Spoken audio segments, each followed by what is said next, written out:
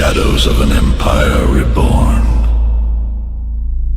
With unwavering allegiance, a force emerges, shadow-clad. They questioned our legacy. They mocked the invincible phalanx. They presumed our defeat. We are forged by the crucible of pain. I am Darth Raider. Respect is not given, it is seized. I command it every Sunday. This transcends hope. This defies mere promotion. This is Raider Nation, enduring and indomitable. Stadium shit!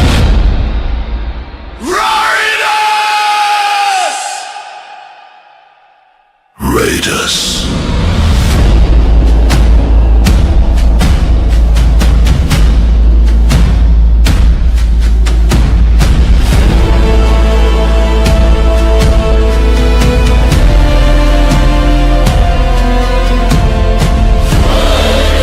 Eternally a Raider, forever forged in power.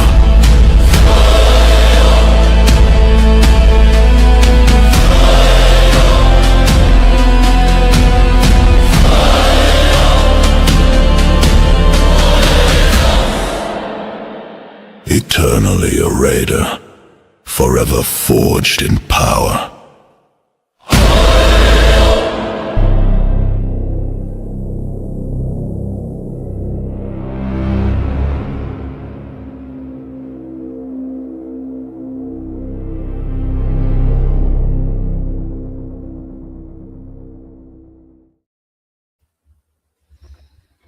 What's going on, Raider Nation? Welcome to Raider Nation Show Me Your Shield. This is part number 5 episode that we are kicking off this week, and we are now in the off season where we promised you we were going to take you into the fandom of the Raider Nation. I'm Raider First Down. This is my co-host, Donuts Duncan. Donuts, introduce yourself. Donuts Duncan here. Ready to talk some Raider fandom with you guys. Really dig in deep with a fan or two here that we got. Yeah. So we have special guests coming on with us. 2 gentlemen that are longtime Raiders. It's in their blood. It's in their DNA. They also represent us, the Raider Nation, probably the best that anybody could ever represent the Raider Nation. The 2 guests that we're going to be bringing on, special guests, and I really appreciate them joining us. They're one is a really good friend of Donuts Duncan's family, but they're our family as well. So without further ado, let me introduce you to Darth Raider. Welcome, Raider Nation, forged in greatness. Thank you, brother. And bringing up the pack is his brother, nonetheless, the Emperor of the Raider Nation, Leonard. Raider Nation, baby. Raider Nation. Welcome.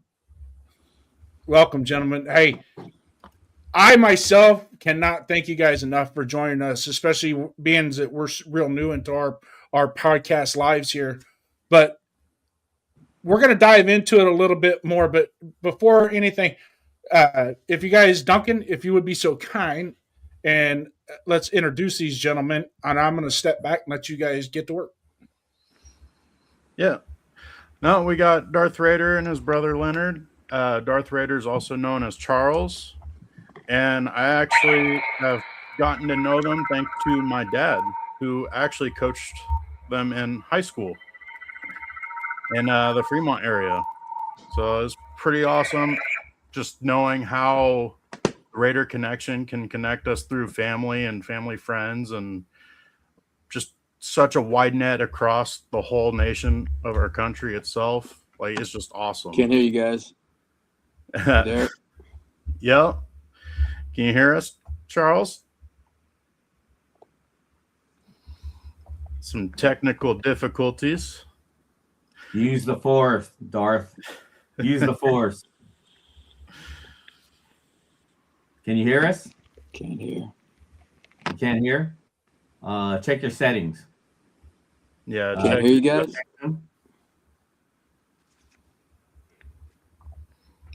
Audio. Yeah. So Leonard, Can't hear. while Charles takes care of his settings, you want to talk to us about how you became a Raider fan? Well, Anybody in here? our family, we were born a Raider fan. Cannot Charles, hear. Charles, if you hear us, do a thumbs up. But yeah, our dad, he was born in Oakland. Nope. So he was, we were born a Raiders fan. We had no choice. Not that we wouldn't want any other choice than to be a Raider fan, from Oakland. So.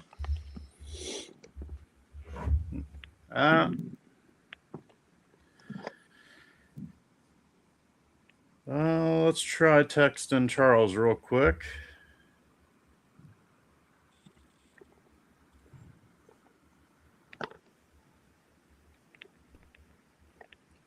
He might have interference with his earbuds going to the computer with the helmet on. Oh, okay. Do you? Let's see. Yeah. Can you guys hear me now? Yeah, we can hear you. Yeah, we can hear you. Okay, I could hear you, Leonard. Okay. Everybody else? Duncan, can you hear Duncan?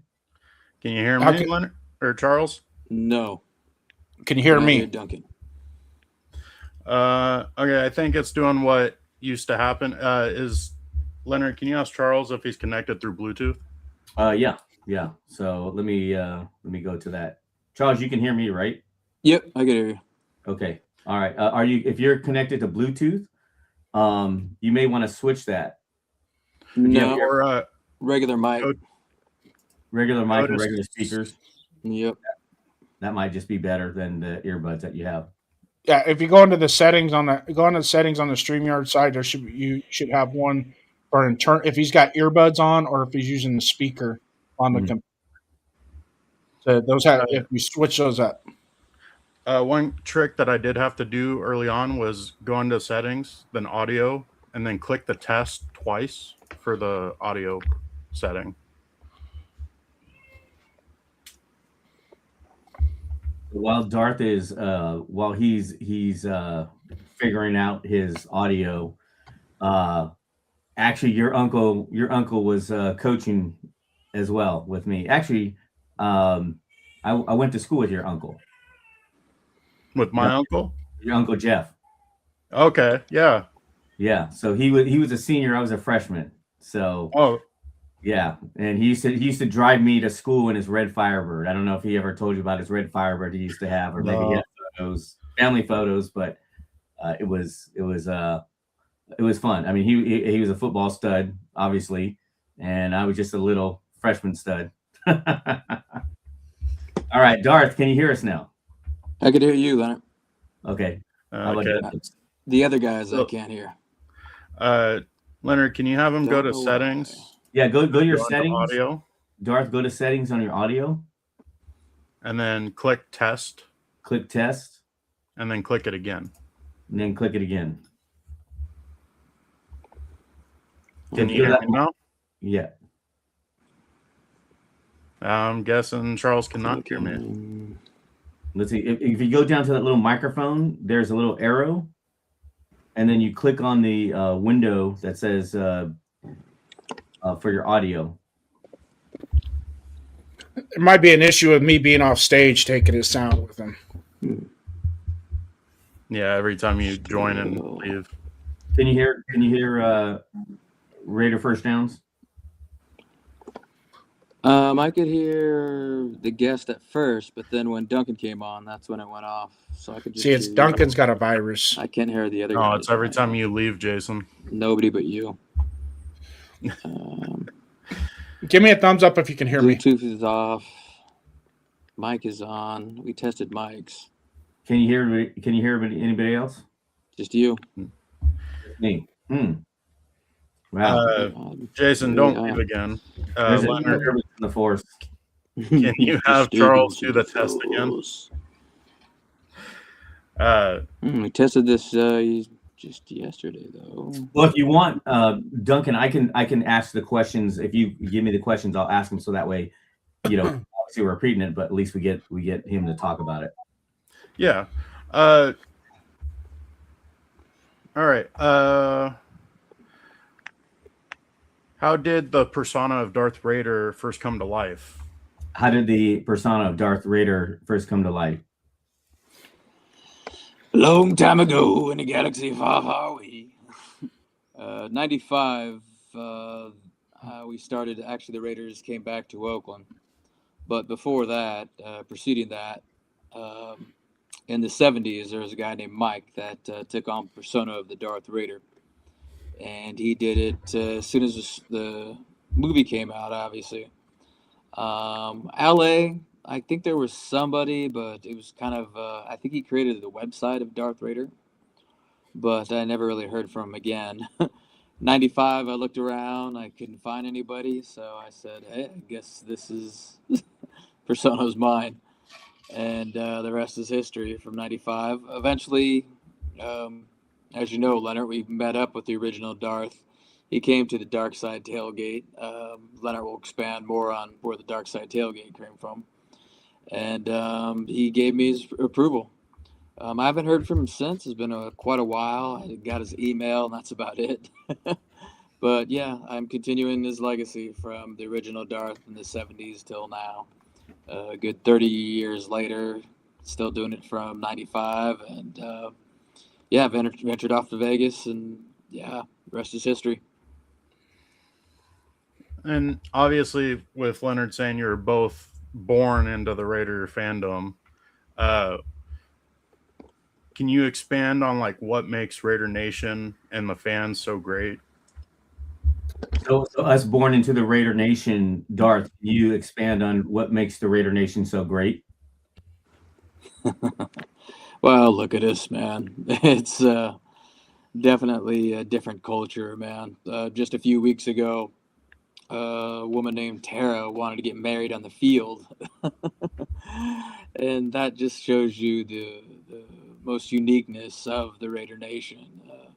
Granted, there's not many fans that kind of do this thing between me, you, Gorilla, Violator, Power. There's so many that just keep the aura alive, and it's not for just a few years.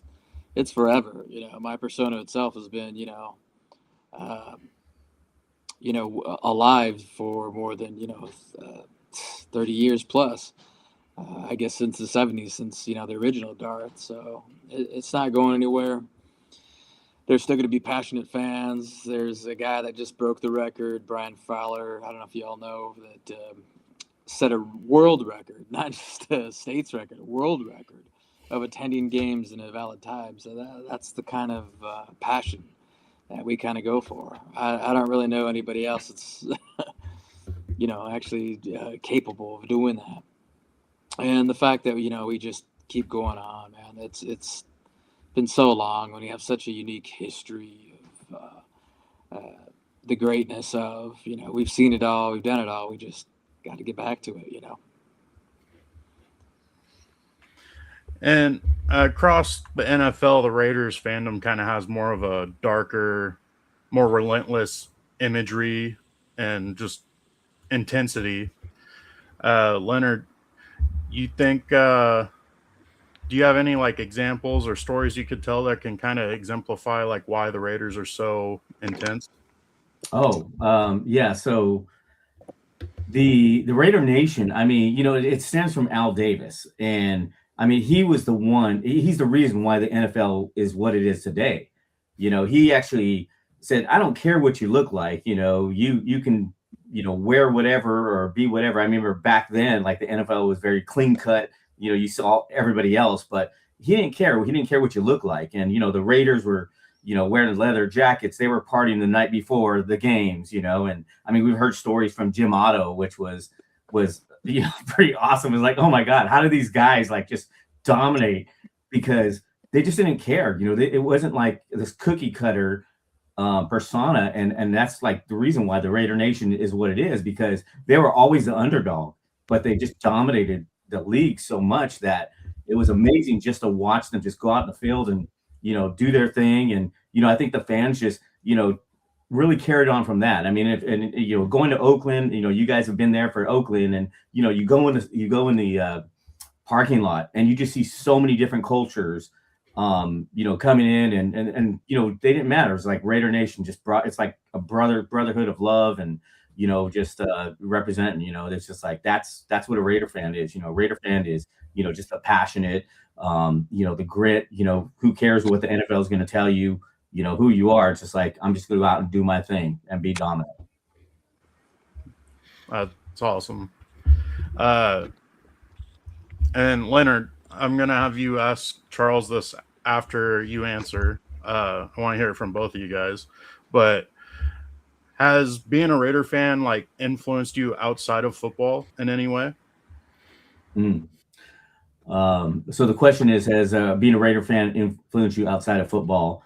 Charles, I'm going to go ahead and answer first. So yeah, definitely. I mean, growing up, number one, being a Raider fan, I just remember being a kid and everybody was jumping on the Steelers bandwagon, because back then when I was a kid, everybody loved the Steelers. They were winning Super Bowls. So it was just something that, being, being a Mexican American kid, growing up in Southern California, going to pretty much a predominantly, all white Catholic school. I think I was like maybe one of two Mexicans in my class, but it was just it was interesting just to see, I've always been the underdog. I'm only 5'4", so it was just like I'm always the underdog I was always considered the underdog, but just I've always taken on that Raider mentality of just like, it doesn't matter, like, your color, it doesn't matter your skin, it doesn't matter your height. You just go out there and dominate, what you want to do. What about Darth Raider? There has been some kind of uniqueness before, it's all said and done. Just the way Al Davis actually formed this team itself, not really asking, but taking from being a coach to setting boundaries with the players, whether it being color, race, it didn't matter to him. This kid out of New York, he did it by will. It was all by force, and it was all done uniquely through his way. These guys weren't the regular players out of high school or regular players out of the NFL. They were crazy men. They were unique. They were different. They went to different schools. They were a different race. They're a little bit rougher on the edges, and you could just see that over and over again. It was always unique, and the players still try to personify.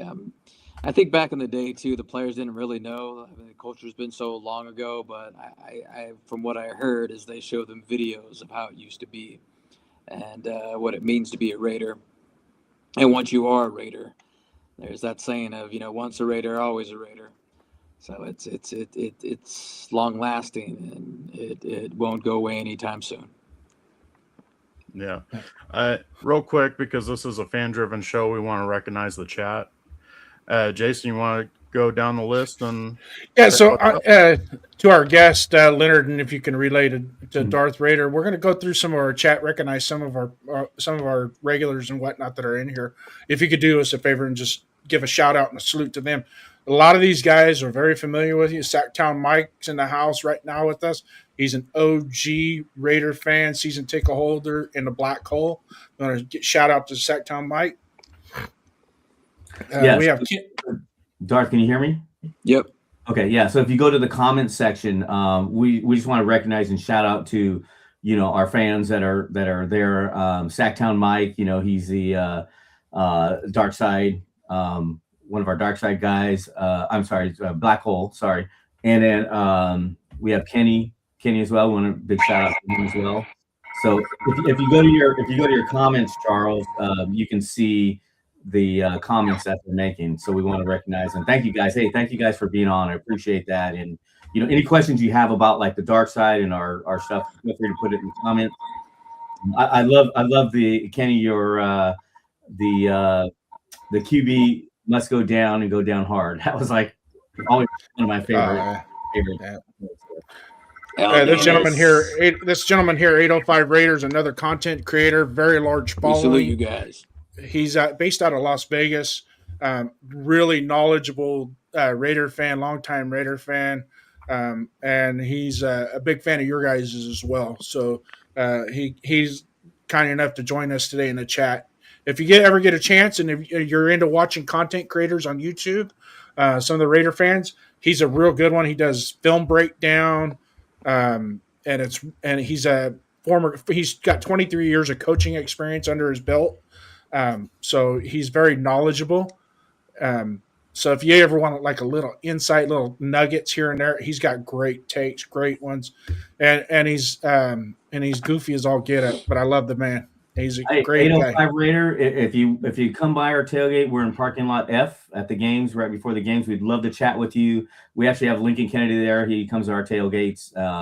And we would love to like have you there, at least to stop on by or talk and pick your brain and just see where you're at and just come have some food and drink, man. Yeah. And then we have the skipper of our production company here, 401 Raider Jeff. He's the Black Hole president. If you guys ever go to New England, get in touch with him. He sets up the Black Hole chapter. They do a really good tailgate. They did one this year for the first game. Mm-hmm. He's more than willing. His hospitality is unmatched when it comes to having Raider fans come across the globe to hang out in New England. We will be in New England again next year. So if you guys plan on going out there, keep that in mind. I'll give you contact information to reach out to him, and you guys can join him in his tailgate and have a good time. There's some really good fans. Captain Jack is one of his close contacts. We follow him on Captain Jack's YouTube channel as well. Great guy. OG, love the man. And then this guy here is one of our regulars. Don't say the whole name, please. Just say Jack. Shout out to him. Awesome. Thank you, guys. Yeah, we'd love to. Depending on when the schedule, obviously we look at the schedule and, we won't know until May, but we'd love to go out to, New England and do the tailgate out over there and join you guys. Are you guys planning on doing the draft this year?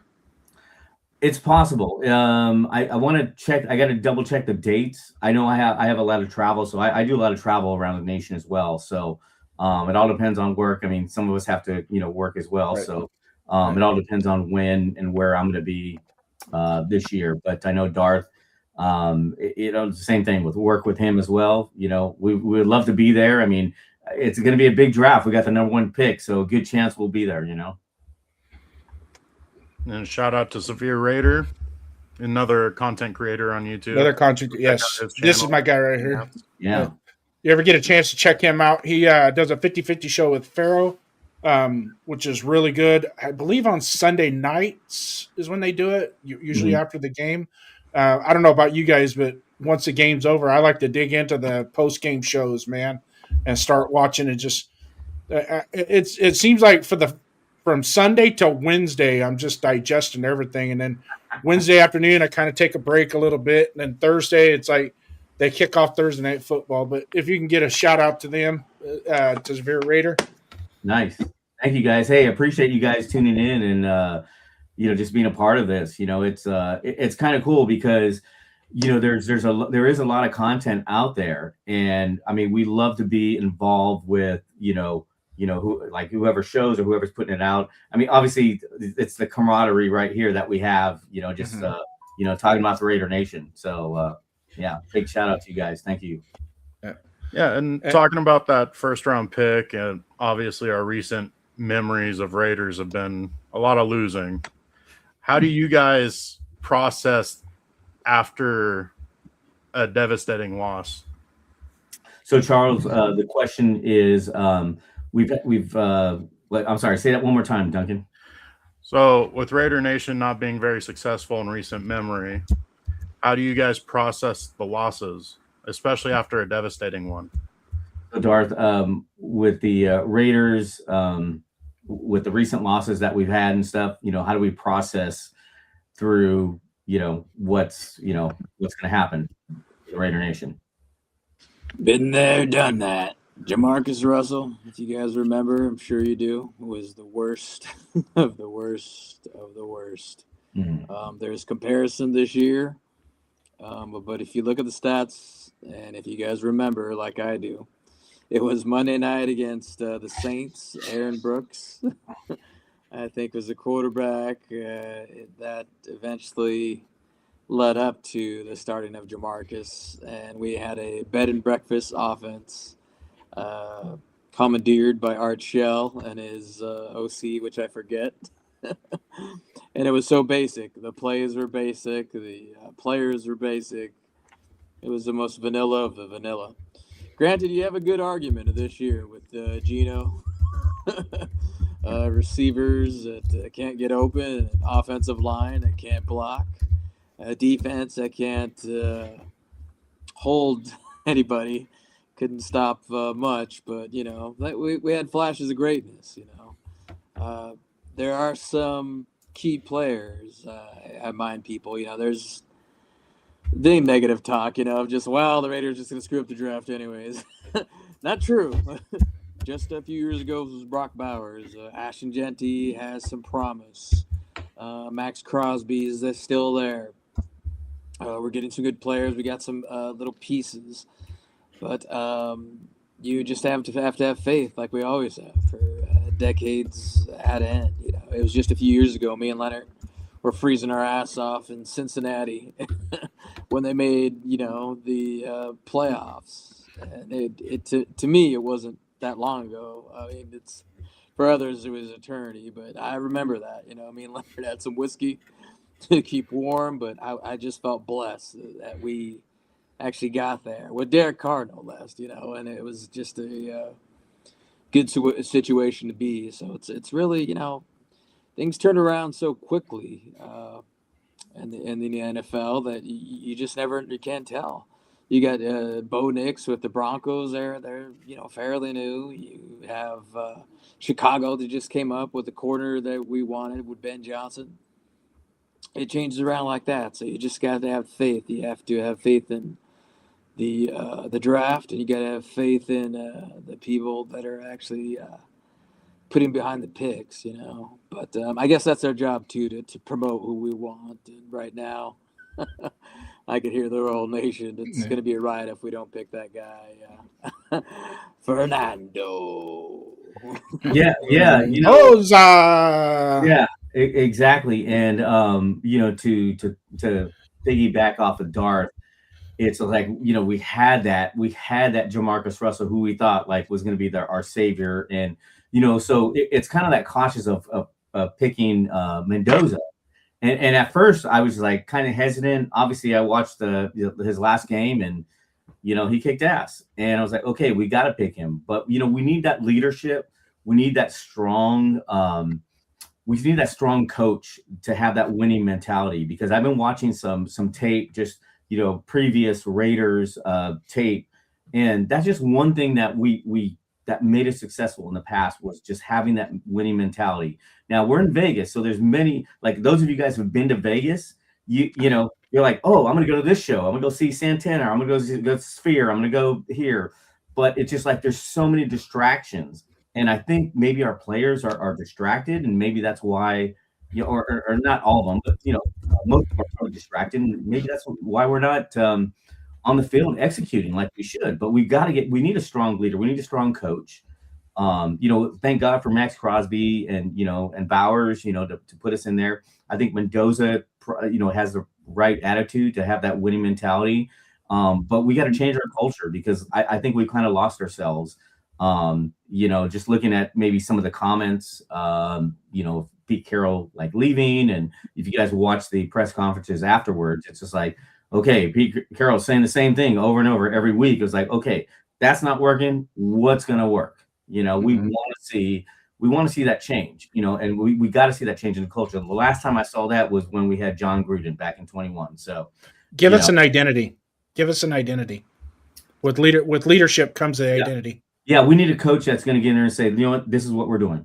This is it. You know, this is, we're going back to winning. You know, it's the same thing that we had with John Gruden. So obviously there's some things going on with him, and hopefully the NFL and him work it out. But I would love to see John back. You know, I know everybody's saying John and Harbaugh, but you know, who knows if he's going to want to come in there. But we need a strong coach to just come in there and just tell our players, like, this is it. This is how we're going to win. Get back to the Raider way. Have an identity. Yeah. So a little housekeeping real quick before we go further, because we're still having communication issues with Darth. What I'm going to do is I'm going to throw the questions into the banners. So if we have to ask Darth a question, throw it in the banner. He could read it and then go from there. And then that'll way with it. So we'll just start with this one right here. This question here, if he can just go ahead and.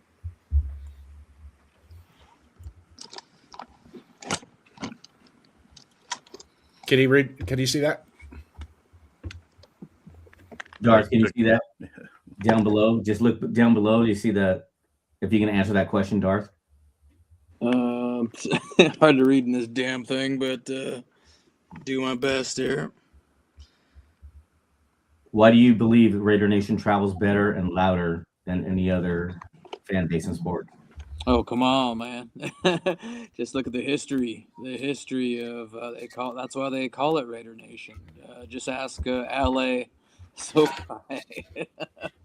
And before that, it was San Diego. You know, they're crummy ass fans. They didn't show, so we had to represent, and it just turned the whole stadium upside down. And it's just not only the other place. You know, you got to New York, they got a New York chapter, they got a Texas chapter, et cetera, et cetera. It just keeps going.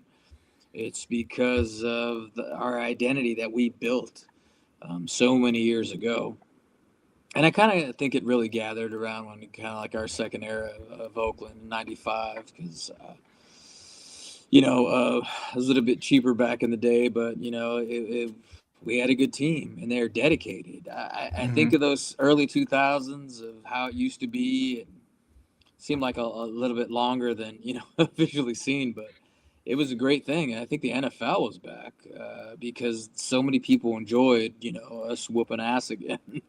It may have took so long, but man, was it worth it, man. And I remember it like it was yesterday. Rich Gannon and Timmy and Rice and Romanowski just taking souls.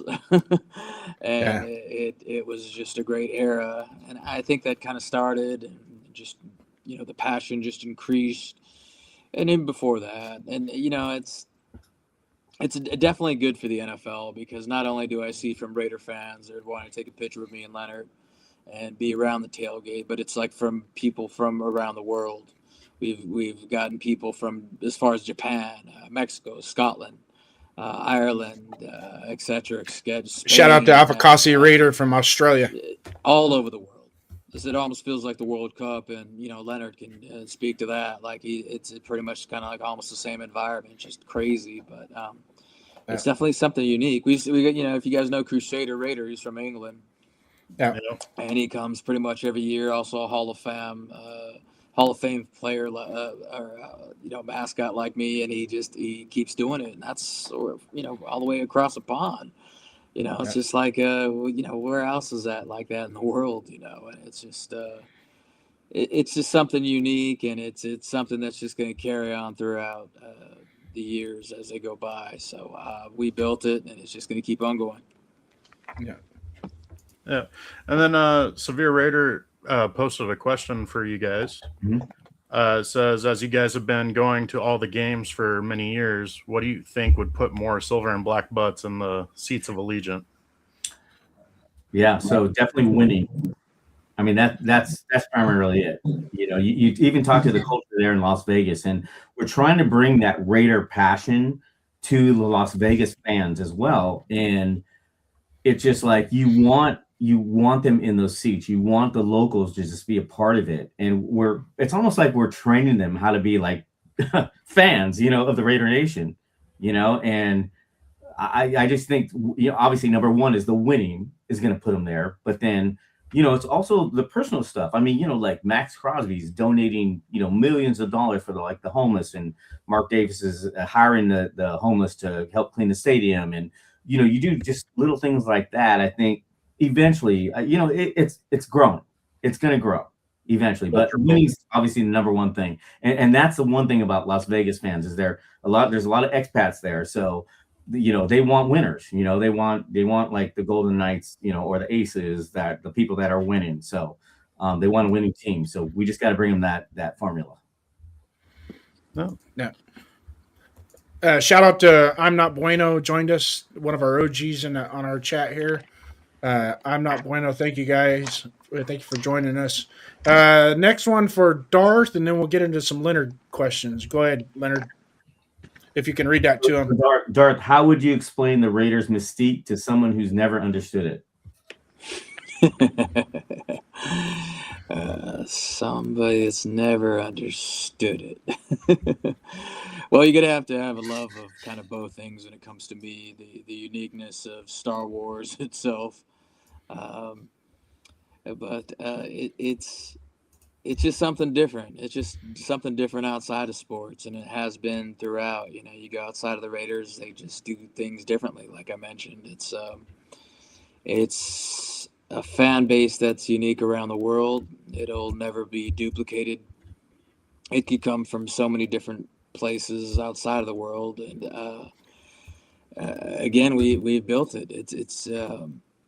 It's something that will keep people interested from around the world, and no other fan base kind of does what we do and has the passion for this long. And it's just something unique outside of football that we do and carry, and people love and they gain respect throughout the years. This kind of aura around us, and fan base, wasn't just made up yesterday. It was built through time. I just put down a poster saying the team of the decades, as it used to be said. They used to win more whoop ass more than any other team, where it was just like their winning percentage was just off the charts. And Al Davis made sure to let everybody know. So it was just like, you may have Super Bowls, but we're winning from this time up. And, it was a good run when he was still alive. And he was proud of that. And, I had to kind of put it down, because sometimes you got to let go of the past. But I think to somebody that wasn't they just have to look over the history. Remember, they did things differently. Cheat a little bit, hit a little bit harder. Case in point, you could still see a tackle by Filippiano versus OJ. That's just I think that personifies and identifies what a Raider is.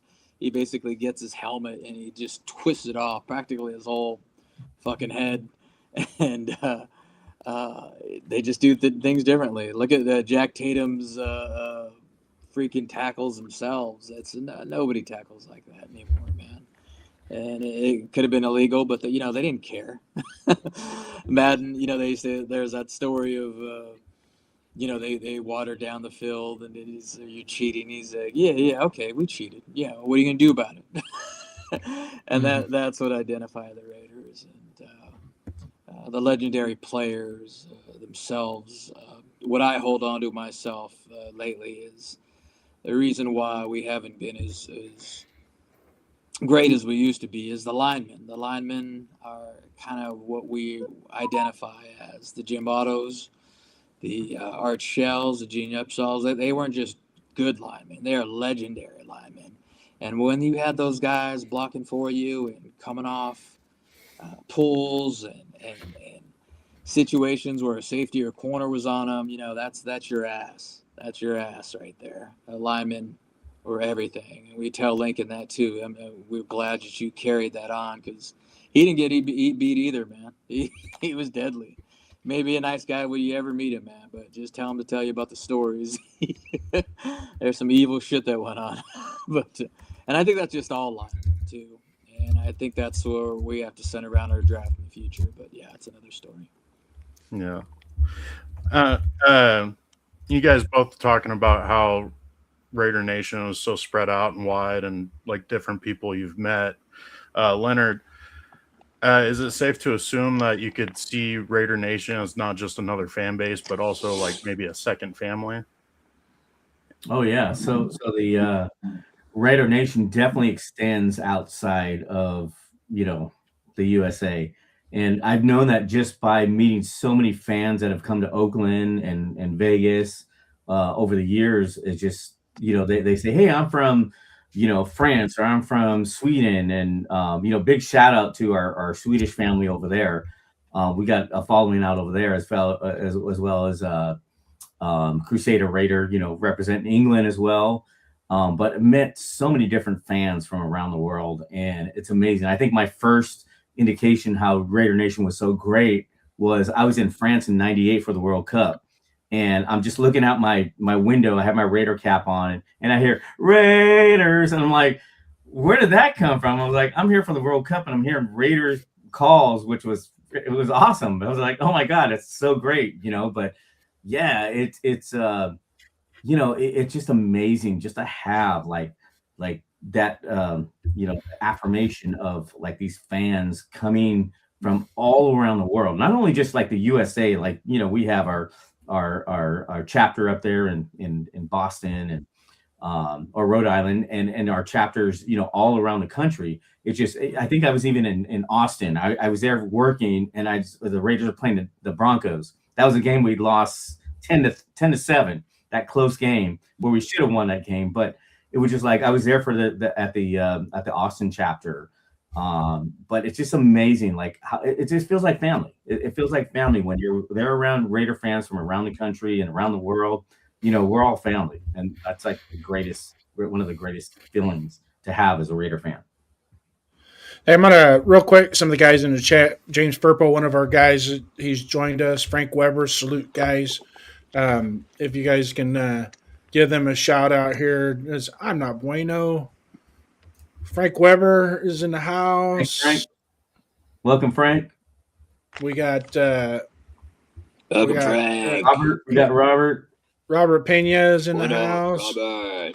Dark side. And then the ultimate James Furpo. We always have to do this for James because it's just natural. Raiders. Love it. Hey, I want to find out like who of the fans is going on the Raider cruise, because we're my wife and I. So we'll be on the Raider cruise in March. So are there any fans here that are going on the Raider cruise? Put in the chat so we can. Here's for me. I'm actually contemplating digging up some scratch and going to the draft. Awesome. So that's who's going to the draft. We want to find out who's going to the draft. Yeah. My daughter's getting married this year, so I got to kind of sneak some money in there without somebody knowing. Congratulations. Thank you. Anybody else? Hey, you guys in the chat, man, have at it. Throw some questions in there. We're going to get back to it. Next question here. We're gonna go with Darth Raider. Darth, if you could just let him know that this. The Darth Raider. How does pain factor into Raider fandom, and why do fans wear it almost like armor? Well, hey man, you got to be tough around these parts. You don't never know what's going to be thrown at you. You know what? The only time it was like meant for armor basically was maybe in Oakland, man. Those fools. You're talking 95 when fandom was probably the craziest because they were just so happy to get the team back from LA. I mean, they had people just hit me on the back of the head like, "Let's go, Darth fucking Raiders!" Bah! And I was just like, "Where's this fool?" It was a different time. There's some kind of idiots in Vegas here and there. Me and Leonard had to take care of it. I thought maybe this is the time I have to whoop some ass, but luckily he backed down. So, but yeah, mostly for the most part, people are cool. With the exception of sometimes even players. I'll remember me and Kelsey just going back and forth, Junior Seau, giving the finger, just fucking the wrestling, just suck it kind of stuff, and just jawing.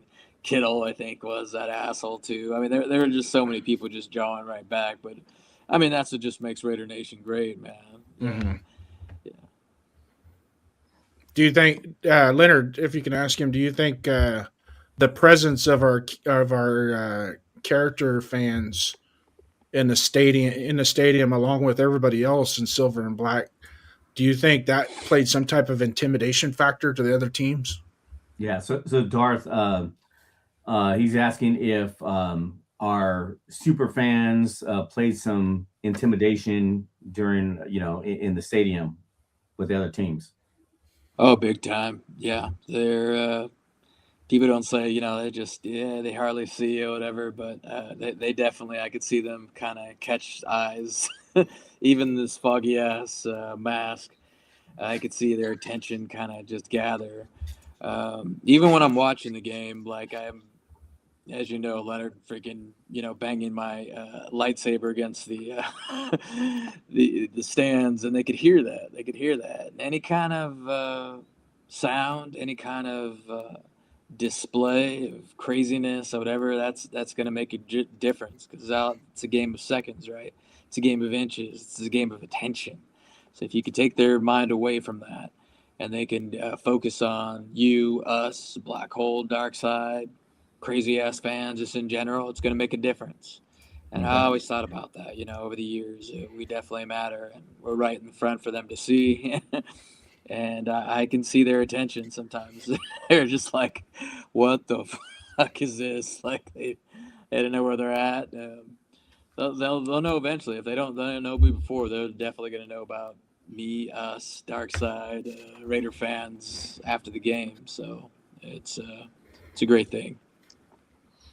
Now, Leonard, with a lot of great past memories and success from the old days of the Raiders, what are some lessons from the glory years that the current Raiders could use, like some missing values or something like that? Oh yeah. So the glory years that our current Raiders need to, and it's funny because like I have this conversation with Lincoln Kennedy. I even asked him, I was like, Lincoln, go back and coach our line, because you were the last great line we had, Raiders. Right. And he's like, I don't want to coach them, but it's there's wow, some of the great memories. I mean, obviously there was that winning attitude, just win, baby. Obviously that's the big one that Al just like put out there.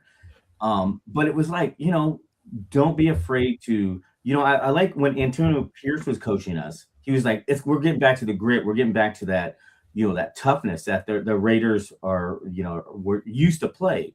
So it's almost like that toughness that we need to do. It's that winning mindset.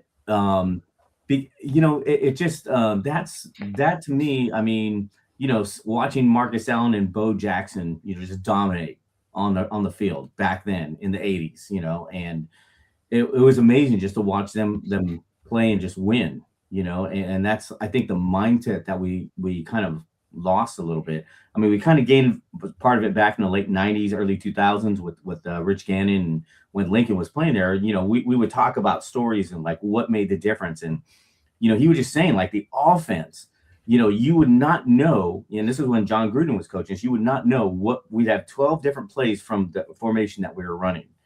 And I think the current plays, I mean, whoever coaches it becomes a coach there, we need to adapt that mentality again to just make sure that they just, they say, look, we're going to show you this, but you don't know what we're going to do. And what we're going to do, we're still going to dominate, and that's, I think, a part of what the current players need to do now is they need to make that step and to make that happen, and just to have that like mindset of like, okay, we're going to dominate no matter what we do on the field. Yeah, no, just trying to bring back that old domination. Like, do you have any coaches in mind currently that you'd like to see as possible head coach? It's interesting because there's so many coaches that have been thrown out there, and like who's a possibility, and everybody's in. I want to coach with a strong personality. I think that's what we need right now, because in Vegas there's so many distractions going on. We need somebody with like a John. I mean, obviously John is my number one choice, but whether that happens or not, or whether he comes back, or with the NFL going on with him, he's always my number one choice right now. I know John Harbaugh. He's a good coach. I know he's got a strong personality too, but the Raiders gotta look at him and say, look, we need you to just tell the players this is what you're doing. They need that dominant coach, whoever it is. He needs to have that strong personality just to change things around in our culture right now. Yeah. How about we also Ben Johnson was the most sought out coordinator last year for the Detroit Lions. Now he turned that damn team around where I really thought they weren't going to be what they are now. And the Bears actually won their first playoff game in I don't know how long. So when you're looking at the coordinators now, you're seeing, all right, who's making the most freaking trouble right now for teams, and that'd be Seattle. And that coordinator Kubiak, I think, deserves to be promoted as well. So that's kind of my choice, maybe my first choice above Harbaugh. Harbaugh, I mean, we Harbaugh will give us something tough. I think you're good with either side and who he's going to pick, but Kubiak could definitely, is hungry enough, or he could, create a culture. And I think Ben Johnson was in the same spot, so maybe we should do that again and just find a young, hungry coordinator. And hopefully, if Brady could get the hell out of the way, and we could figure out, who he wants as coordinator and defense and et cetera, et cetera. That might have been a problem last year too. There were so many different parts, and I think Brady was involved with Chip Kelly. You know what happened to him. So it's like you need a coach that's just going to install a culture and have freedom. And if we give a coordinator, somebody like that, the keys, then who knows, where we could go. So we definitely need to find our identity again. But hopefully he's that kind of guy, or somebody like that, just a hungry coordinator that just wants to dominate as a head coach.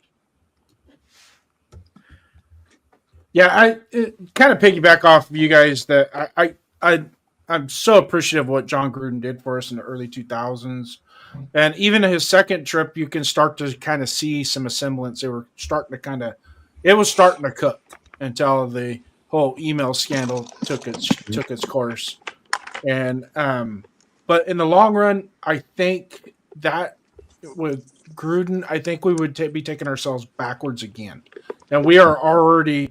Our roster is already at an expansion team quality. So that roster has to be built. There's some good pieces there that we could build off, but there's more that needs to be added, right?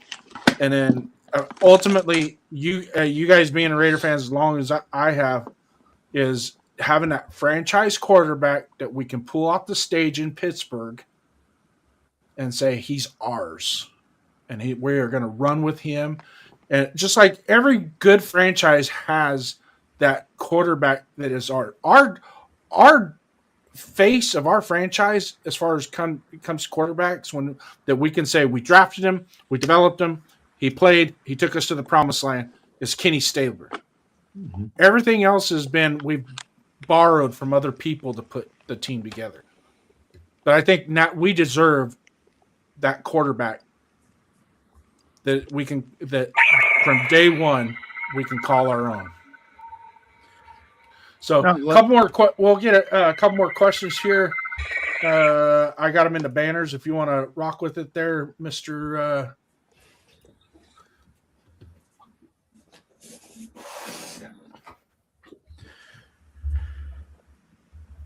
If you can have Darth Raider answer that question. Ooh, took it off the screen too soon. There we go. All right, Darth, can you answer this question here? What's up? Could you answer this question? What does the image of the old black hole inspire or haunt the Raider Nation? Oh, always inspire, man. Those guys were the most passionate, man. Along with the dark side, those guys, it was scary in Oakland, man. You didn't want to go in that section wearing that a different jersey. They might throw you off, throw you onto the field. I've heard stories of fights. I mean, I've seen fights, just in Yeah. general. Even in our head zone, the dark side, it's just it was just a different brand of fan in Oakland, man. So off to Vegas we go, and there's a little few of us, but they can still hear us, and then we're still they still know where we're at. They still give us their own section. They still give us respect, and still people come from around the world. Granted, we need more fans that kind of like our mainstay, that just stay around for a while.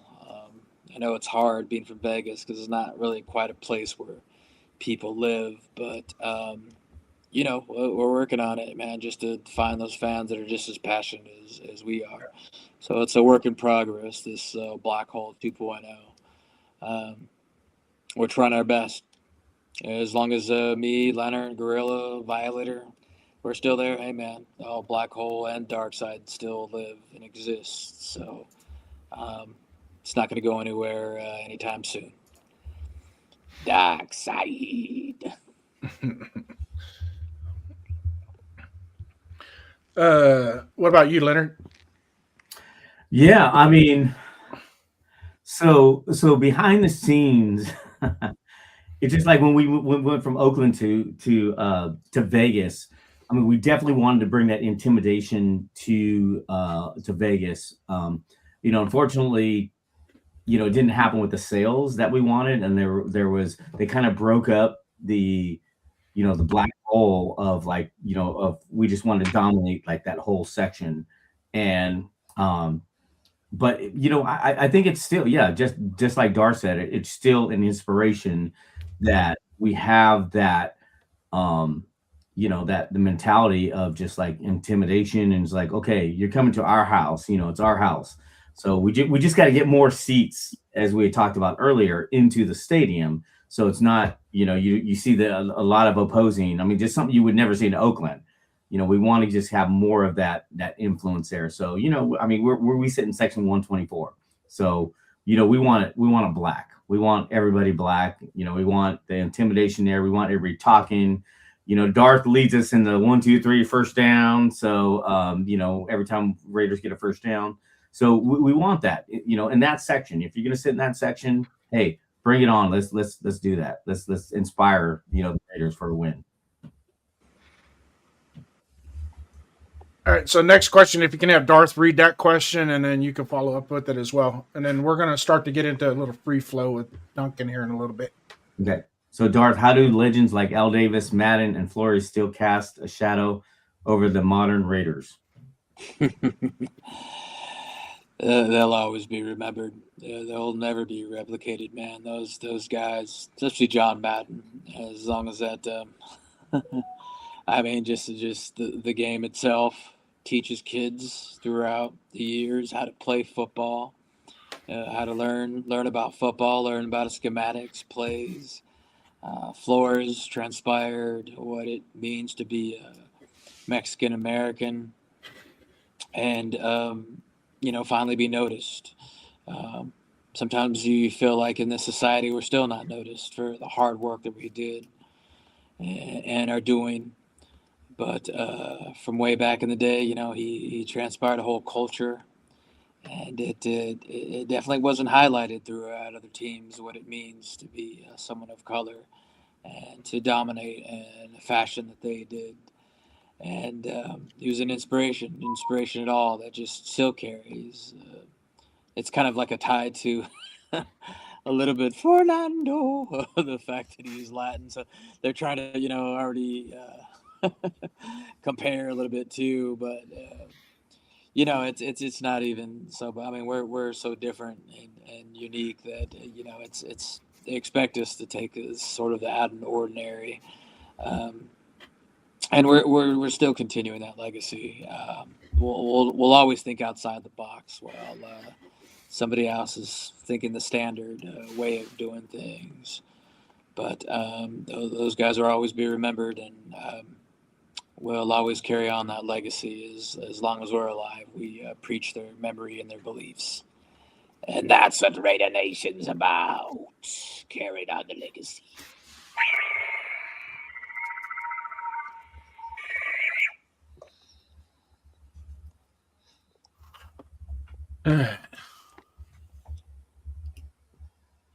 So how did this is going to be for both of you guys now. We're going to go transition into the cross interview here.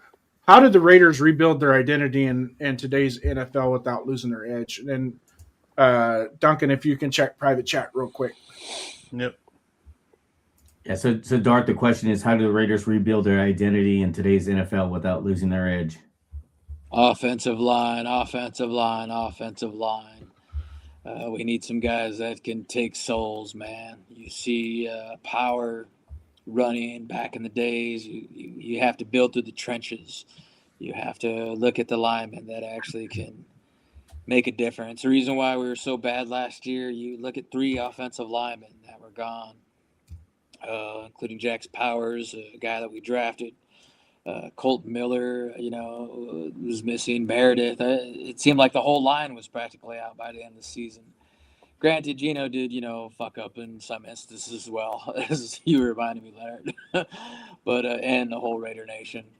But it starts. You gotta build with the trenches, man. It's totally key to me, just to see what other teams are doing, and it's. I mean, it's just the Niners. I know all you guys wanted to Philadelphia, including me. But you look at the line, man. I mean, this Trent Williams is, they were losing without him, and sure enough, a tackle was there.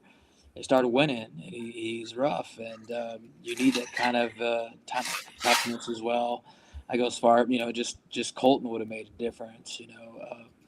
Jax Powers going to make a difference, and after this quarterback situation is felt. You have to really build them.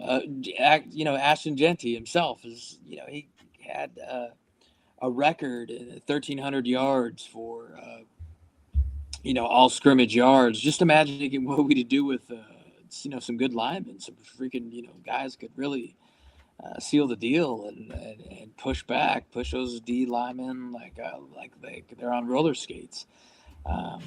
It was apparent and visible back in the day, and it could be done again. It could be done again. You just need help. You need help immediately. So Ashton can get through some holes. Our quarterback can get some time, and build from there. That's where it starts, man. It's built through the trenches, offensive line. Yeah, I have to agree with Darth. That's one thing. I was watching the Seattle Niners game, the last one they played. And we saw the guards pulling back in, it was Seattle line pulling. And that's just like one thing the last Raiders that played with Lincoln Kennedy around that time, Adam True, who came by our tailgate as well. We were talking about what made our line so great back then.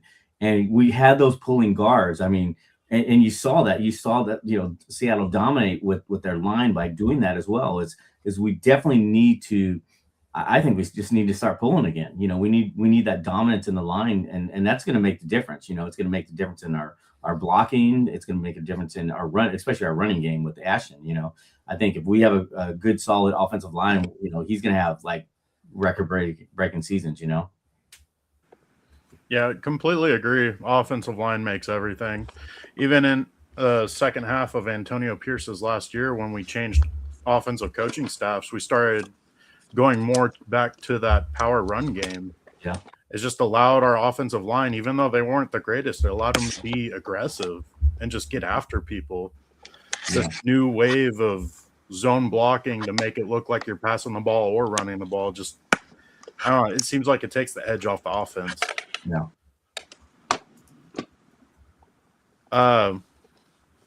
That being said, with our future possibly looking bright with a turnaround with this first overall draft pick, like, not only the players playing well, but the culture of that locker room, like, it always seems like it's missing something. Like, what do you guys think could ignite that culture to be great again in the locker room? Okay, could you post that up so I can read it to Darth? Because yeah. So what do you think the culture is going to be like? What is culture just as important as quarterback to play for this franchise? when you look at the 5 years ahead, what must be true for the Raider Nation to believe again? Definitely the identity, what everybody sees. When I preach offensive linemen, they want to hear about quarterback. I know what Raider Nation wants, and I know what they're singing about. I know what they're wishing for, and it's Fernando. But I just hope the higher ups are listening. I think you almost need to assess like more even too, like a defensive wise. Our defense isn't the best. Corners can be upgraded. Linebackers looks like we're okay with Devin White having a good year. But scheme wise, but there has to be a mentality of just toughness. And like I said, besides the line, it's just everybody has to do their part. An upgrade in receivers as well, who really aren't really mentioned a lot. And I kind of wonder, what I would defend Gino. That's sort of my job to sort of, be the super fan. But it wasn't like not too long ago, Gino had 10 wins with the Seattle Seahawk. And you ask why? How did it change so drastically? Well, receivers. He had Jigba, and he's had Lockett, and he had DK Metcalf. So that could actually make a quarterback as well. Granted, let's say we do get somebody of Fernando or a veteran this caliber, who's going to throw to besides Brock. You need to upgrade a receiver as well. Usually that goes hand in hand, but what comes first? I think again you got to build in the trenches to give him time. Then you look for that receiver, and it's a high priority, man. I mean, let's be honest. There's a lot of holes to fix, but it can be managed. It can be managed with the right placement and taking priority by priority and building within. Again, Chicago just changed just like that with a different coordination and just a few things here and there. But he's just, Caleb Williams is a young sophomore quarterback, is whooping ass with a couple tight ends, a receiver here or two, and, Swift, a good running back. And, it's just the foundation.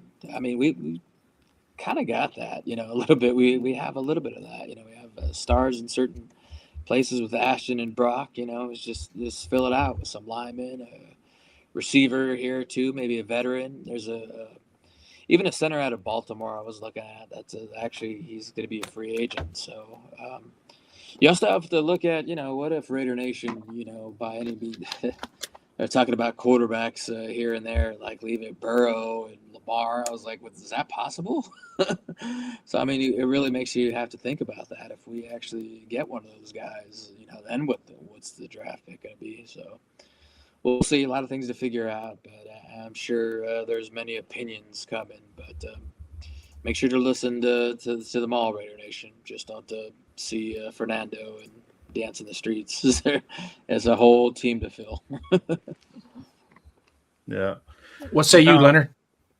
Yeah, so I definitely need that leadership, and I mean, looking at Fernando, I mean, he's probably the obvious choice for the first round, and we do need that franchise quarterback, and it seems as if he has that leadership, with his team, and and I see that is like the main thing to turn around our team is, we need that leadership. Obviously, we need that leadership with our coach, but then we also need our leadership with our quarterback. And it's something we didn't get with Gino. Obviously him flipping off fans or, just like not even high-fiving fans when they're coming out. I mean, it just, you didn't see that leadership or that like strong mental, like, hey, I'm here in the grit with all of you guys, with my team, with my fans.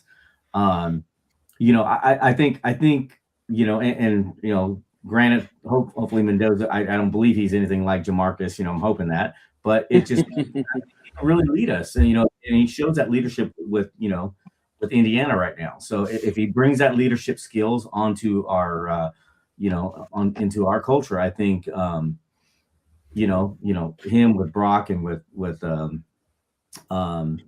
Genty. Matt, and Genty, and I think it's a solid, it could be a solid, like a turnaround for what we need. Now, with this big turnaround, obviously a new coaching staff, possibly Mendoza, hopefully Mendoza. How patient should us Raider fans be to give them time? And when does it come to a line in the sand where, okay, now patience is over? Yeah. So the patience with the fans, I mean, obviously we've been waiting since 83. So that was our last. And Raider fans are probably the most loyal. Yeah, we've been through all these coaches, we've been through all these changes, and I think we just we got to stick it out. We got to wait till the next coach come, and I mean, obviously we give it another. I mean, I thought Pete Carroll was going to probably last maybe at least 2 years, but I kind of agree with the current with Vitek, and it's like, yeah, you know what, you see. I look at like how they react after the game. It's just like, okay, what changes are being made? And there were not really that many changes. I mean, Carroll wanted to stay with Gino after the fact, after we lost, and there was no changes. So it's like we got to have those. We got to have those changes. We need a coach. We need that culture of like, okay, if this is not going to work, let's do something else. At least you're trying something else. I mean, there's a lot of players we drafted that we didn't even use, or we didn't use during the season, or I mean. I like I said, I would like to see. I would like to. I mean, obviously, if you're a Raider fan for life, you're gonna. It's like with anything. You're gonna go through the good, the bad. I mean, look at the Steelers. They haven't won a championship in years, but it's just like we haven't won either. But we just got to find the right, just the right chemistry between our team. And I think once we get that, we'll be on board. But I think it's good. We've had the worst season ever, and there's nowhere to go but up now. That's how I feel. Yeah. Can Darth add on to that? Can you add on to that, Darth? Oh, definitely. You definitely have to be patient. All these things. Pete Carroll, from what I've read, was treating the team like it was like a playoff team already. It was a fast track and sort of like, oh, we're just going to compete right off the bat. He's kind of puff out his chest a little bit with, I have 10 wins throughout my career, and I'm just going to do it again. But it was just kind of blowing smoke, because little do we know, Chip Kelly was aboard, and he didn't sign on to Chip Kelly. So when you have guys kind of going in different directions and wondering what they're going to run, it's flux. It's misunderstood. It's not communicated well throughout all coaches and personnel. So and I think in the end we heard on the inside from media and people that we know that the players didn't like Chip Kelly.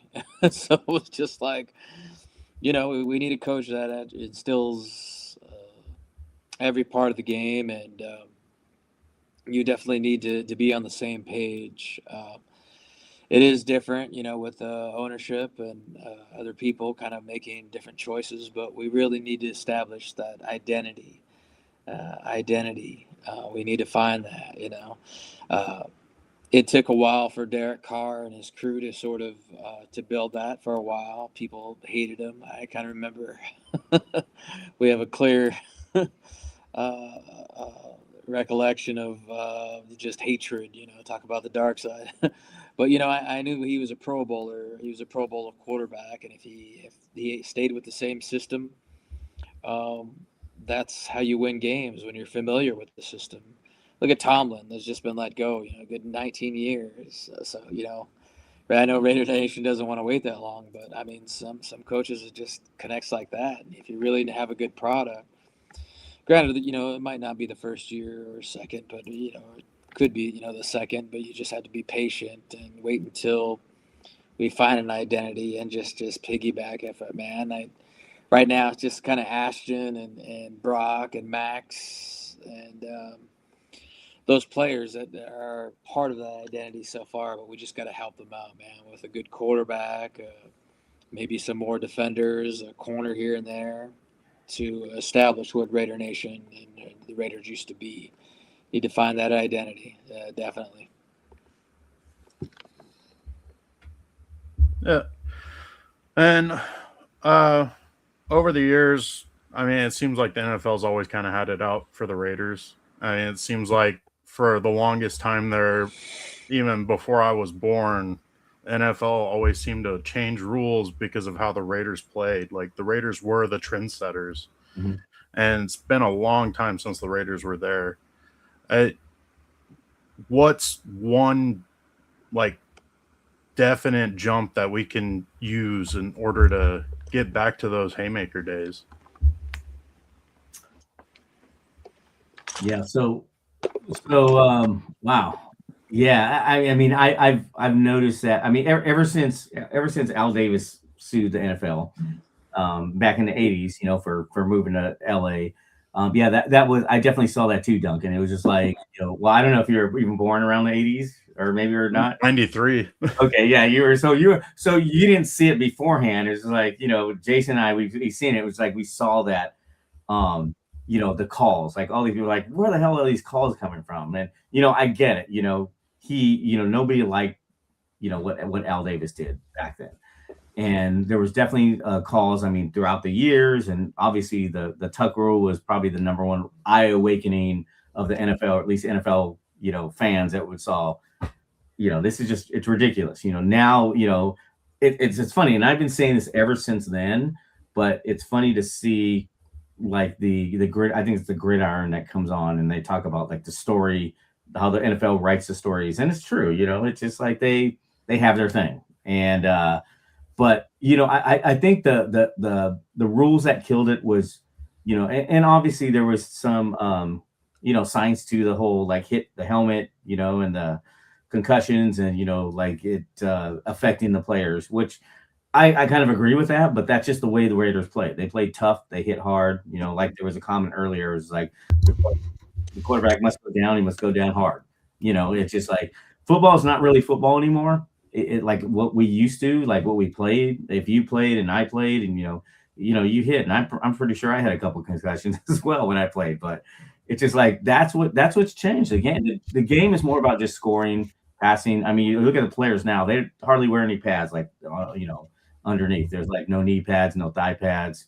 They're just it's a passing game. It's a scoring game, and that's just how it's changed and how it's just different from the way we played football way back then.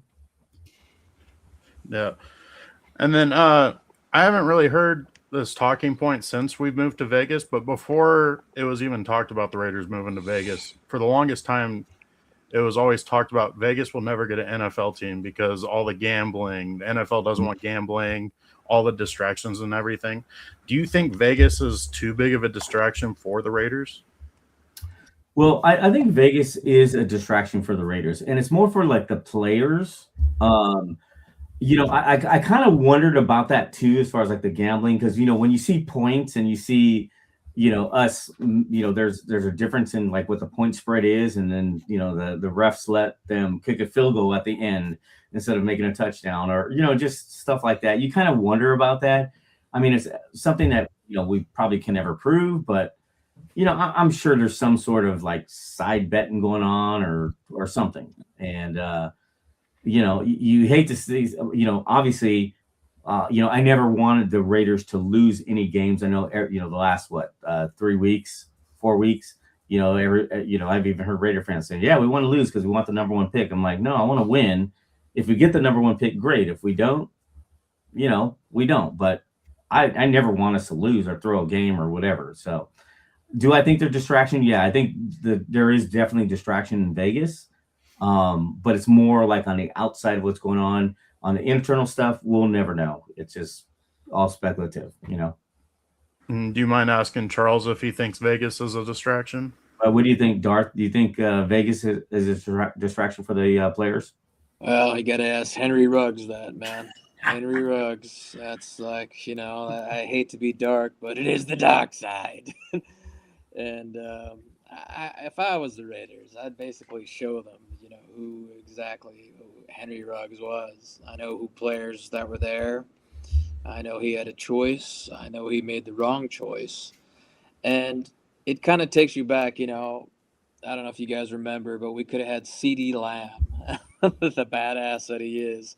every time I see him, I sort of, it seemed like the clearing. It's kind of like El Fernando. That's why I'm like hoping that we go against like it was right there in front of you, and they went the other way with this fast guy. Who knows what Henry Ruggs could have been, man, with his talent, with his speed, with his skill, which was apparent against Kansas City, man. I mean, he had one of the best games of his life, doing what he does, and Vegas just kind of took him away from different things. And he's not going to be the only guy. There's going to be other players, but we just need people that are just ballers. I think for the most part we have it, but I know some players are going to trickle through, but I think it's part of coaching. I think it's part of the organization to sort of tell them, like, this isn't just for playing, man. I mean, just, go to Max Crosby, man. He's pretty much in Vegas, and go by his resume. He follows greatness. He stays legendary, and he's a good sort of player to sort of want to be like. There are some players out there that just want to ball primarily and just keep it that way. We met, some here or there, but there has to be just more of that. There has to be more of that. Vegas is just, Vegas. Granted, you got a whole off season to mess with if you wanted to do that, but we need more ballers than anything, man. That just, I did see, back in the day off of, I don't know, one of those Instagram posts where Lyman or whoever were messing around in the locker room, smiles, and we have 2 wins. Oh no, I was just gonna. They're joking around in the locker room, and they have like a couple wins. I don't want to see you happy. I don't want to see you, messing around playing tag with each other, what have you. That's basically why Pete Carroll didn't. I think it was in particular Caleb Williams and Charles Grant, the linemen that we wanted to see. And they didn't really get highlight. They didn't really get any playing time. And Pete Carroll's like, answer to why aren't you playing them? They're just not ready. They're not ready.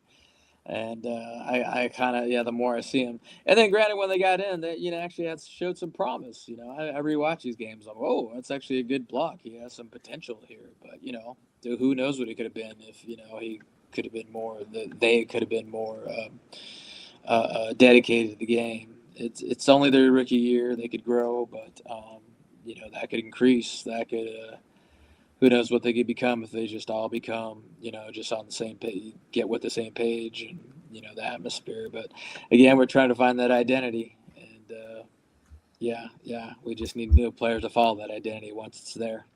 Yeah, and Frank Weber, who posted there, I agree with you. Blanda would have kicked Gino's ass back then, and that's what you need. We've heard stories like, especially Jim Otto stories, is like how they would just like, what the fuck are you doing? I mean, Mac just probably needs to be more vocal, or maybe Brock needs to be more vocal, and we just need that more those players just to hold the other players accountable. It's like, hey, get up off your ass. There's a lot of shit going on here in Vegas, but hey, we're here to win. Let's get it going. Yeah,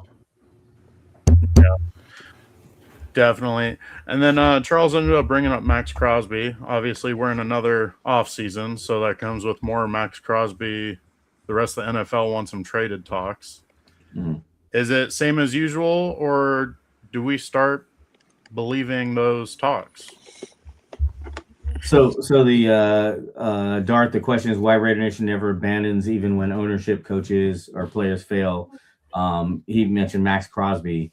I personally think, it's so funny because I see a lot of stuff, all these posts on Facebook, and it's just like everybody believes everything they see on Facebook, and that's the problem. It's like, unless you're seeing an actual Max Crosby, interview or something, you can't believe everything that you see on Facebook. And that's, I think Raider Nation gets riled up, and then they put stuff out there, and then, it's just like, I know Max is a solid guy, it's like, he's solid. We don't believe the hype, wait till you see his press conference, or, whoever he's, whenever he's presenting live. But if you see the memes, or you see some posts on social media, it's just like, you believe half of it. I mean, until you see him talk, or unless you meet him or talk to him in person, he's always been a pretty solid guy. One thing to do with Max as well, he's got a podcast, right? It's on Apple. It's everywhere. He makes. He'll tell you just straightforward. And I think the last, I don't know, this is months ago before the kind of blow up, but he was mentioning, they asked him just directly if there was another team you'd play with, who would it be? And he is hesitant in saying, because he kind of knew it'd blow up, and guess what it did? He said Detroit because he's from around Detroit. It's where he grew up. So the whole media just expanded. Oh, he wants to be traded. And ever since then, anytime he's mad, anytime he's pissed, it's like red 5. It's a fire drill. And I think he's just going to be dedicated. Granted, he was pissed. You could really tell it from, his interviews that he was pissed. If not, if he was there, it wouldn't have made a difference. We could have won, and it would be no big deal. We won anyways.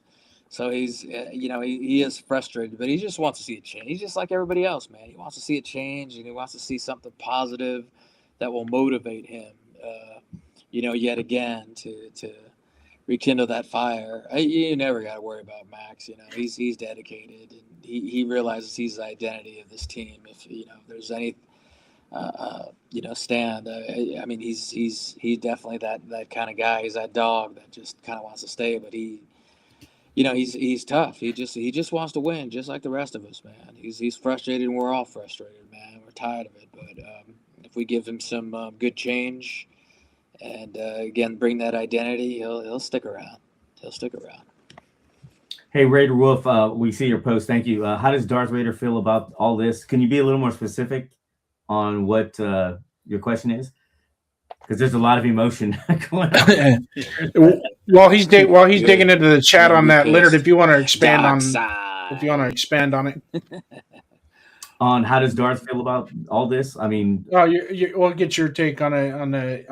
About what? Just the whole culture or the Max whole thing? Well, yeah. It just it is. I mean, like I said, Max is a solid player. I mean, it's I've been very grateful to work with the coaching industry, so I know that having a strong leader and having somebody to lead and even help some of the players that may have been like either just misdirected on what they want. It's just like, okay, you come into the NFL, you're playing at the top level of your profession. How is it you want to be involved? How do you want to lead? How is it you want to leave? Or how do you want your legacy? It's just like, we already know Max Crosby is going to be in the Hall of Fame just because of the quality player that he exudes out there on the field. It's just like, you talk to your teammates. How do you want to be? What can you do to be better? What is it you need to be better? And that's what it is. Like after every game, it's like, how do you look at yourself? The great thing about like Duncan and working with his uncle, back in the day, it's just like, what good coaches are. They're gonna players like, can you do better? How you can you be better at that level? So that's like I said, Max is a solid player, and we just want to see more players being accountable and up leveling themselves to be better players and bringing better product on the field. Raider Wolf just wanted to hear Darth talk.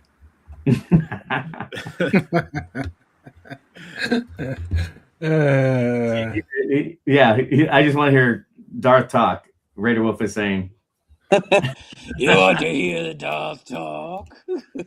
Lord of the Sith, master of all evil, 30 years and counting, dark side. Well, I could just throw my voice and be somebody else, but I prefer dark side. Yeah, Max, to piggyback again, Max, again, he's allowed to be mad just like the rest of us, man. But what do you do? What do you do when you're pissed off? Do you just cry and whine and tweet and bullshit? Or do you actually take it to the gym and you work on yourself? You get better. I'll tell you what, that's what I do, man. I tell everybody after, a loss, it's like, you know what? You got your family. You got your health. You got another team to watch. Find your win.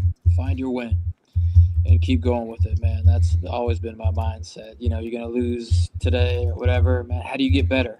How are you betting yourself as a Raider fan? How dedicated are you? You dedicated as me? Well, then try your best. Come at me, bro. And Yeah. I mean, everybody. My brother's right. The fact that you have to work to get better, man. Work to get better every single day. Everything you do, man. Max has on his one of his many tattoos, "Be legendary," and be better. And Kobe Bryant is kind of, I know some of you guys are Warrior fans, boo-hoo, but that's one player he aspires to be. And what did Kobe preach every single day? Get better, no matter what you do. So you don't think that fool's in the gym right now, thinking about, things, and maybe he even can. I want to hear Max speak out on what he wants. Well, I mean, just think about the possibilities in his mind. What college player does he like? There's, it can't be just from Tom Lady. It can't be just from that fucker that just part ownership. It has to be. I want to hear from Jim Plunkett. I want to hear from Willie, the old Raiders. I want to hear from just the collective. I want to hear from Howie Long. I want to hear from guys that have been Lincoln Kennedy. Oh my God! If you guys really ever get the chance to speak, I mean, that guy, he'll give you some ideas. I want to talk about all the X-Raiders, and then finally come to a decision. I want them all in the room and just to pick the best that we can get and go from there. Can I expand on this real Dark quick? side. Yeah. Let me expand on this real quick, and Leonard, if you could relay to him. Mhm. We're at a time in our franchise and as fans, as Raider Nation in of itself, that I know we have Max, right? And Max seems to be that quintessential throwback type player that we've always coveted. Mhm. But it's going to take more than just Max. Mhm. It's going to take a collective of players to to buy into his culture, because that's our culture. Yeah. Go hard, go fast, hit hard, hit fast. Mhm. Right? And so we need to get it. That starts with the running back. That starts with the quarterback. That starts with our offensive line, our defensive line. Max is one out of 11 on the field at any given time. So if you just want to have your brother expand on it, do we need to keep going that way as a traditional Raider culture, or can you see us being more of a CEO type franchise to where we try and win playing by the rules of the NFL? Mhm. Okay. So I'll try and recap everything. So Darth, we're at the, our the nation is at, where we have Max as our kind of our representative right now.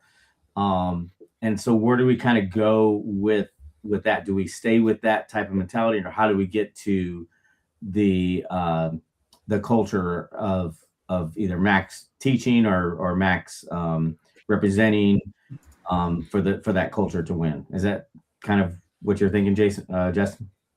Yeah. Jason, sorry.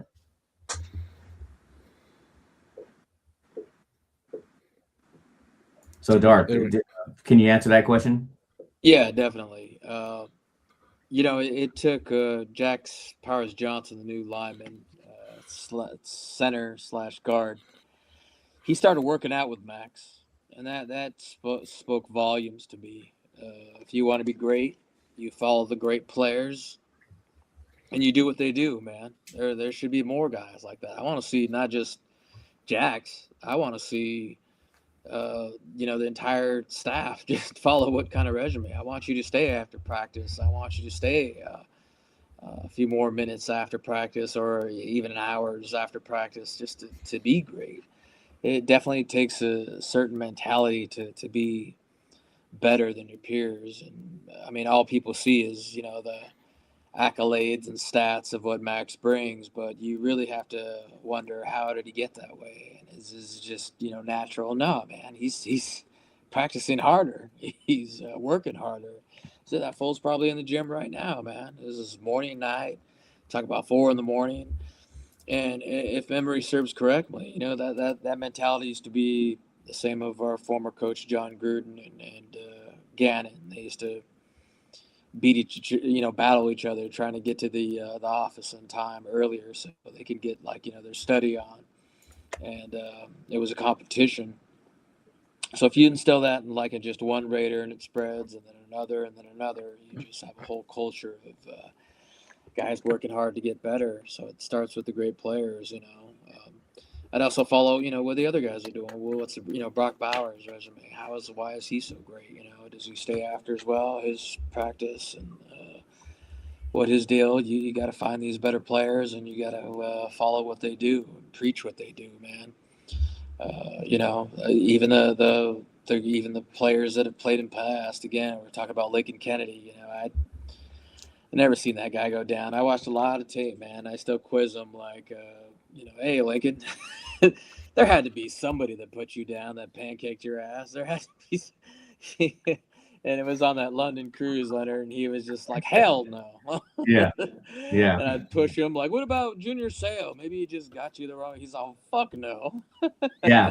I think it was Donald Penn who got decleated. And he's we'd say, did you ever get decleated? He's like, hell no, that never happened to me. But I know Sacktown and Raider Mike was saying, I was lucky enough to talk to Big Link. Yeah, man, he's a great guy. I mean, he's fun to talk with, especially about football. And then Raider Wolf also said, hey, so much better, some good help. It's always on Max.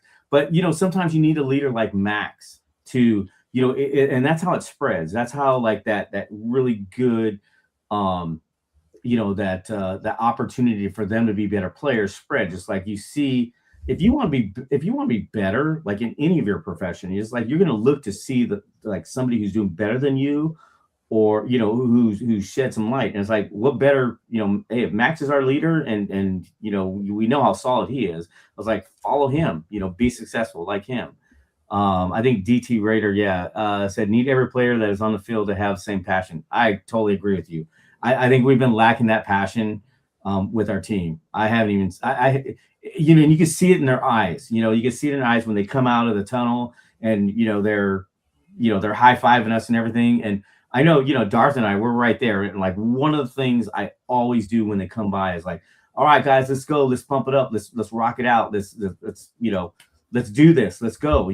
Go full on. I mean, I'm full of positive stuff to get them pumped up to get out there. And you need a player like Max or Brock or whoever is going to just elevate them to that level. So it's a lot on Max's shoulders, but hey, he's our savior. I think if we're going to be successful in the future, and this next team that comes up this year, and if Max is leading us, and they just start a little bit of what he wants to do, or hey, it's going to be better than what it did this year. I think this year with Max is going to be a make or break it type situation. Mm-hmm. I hope we don't trade him. I know there's a lot of rumors that trade. I know there's some Raider fans that said we should trade him and get assets for him. And sometimes that doesn't work out. I mean, the Khalil Mack trade, we did not get anything but Josh Jacobs out of that. He's gone. Yeah. And so moving forward, Max is a key figure. I love Max Crosby to death. But this year is going to be a make or break it year. Either A, we're going to run with him as our outside edge and a leader on the defense, but we need to add more components to that defense that have leadership qualities, because we keep saying it. I've been hounding Duncan about this too, is their leadership. Yeah. That's where it comes from. And all of our glory days, it wasn't just one man that was a leader. It was a group. It was a collective. Everybody was a leader. Yeah. And everybody took onus. Nobody had to go to the sideline and yell at somebody for not doing their job. Mm-hmm. Yeah. They all kept each other in check back then. It was nice seeing. You hear the stories of all the past Raiders and when we were in that winning era, they all kept each other in check, and you need that. You definitely need that. And Frank Weber came in with, they don't take winning or losing personally, and that's the problem. Yeah. Yeah. I hate to lose. Absolutely. And Max Crosby preaches that too. It just absolutely hate it. It just tears at you. With that being said, though, like us Raider fans, we've gone through about 20 years of just failure. Yeah. And it's just been tough every single year. But with that being said, would you trade it for anything else in the world, being a Raider fan? Yeah. So Darth, the question is, would you trade like, I guess Max, you're talking about Max, would you trade that No. Oh. Would you trade in being a Raider fan with all this losing?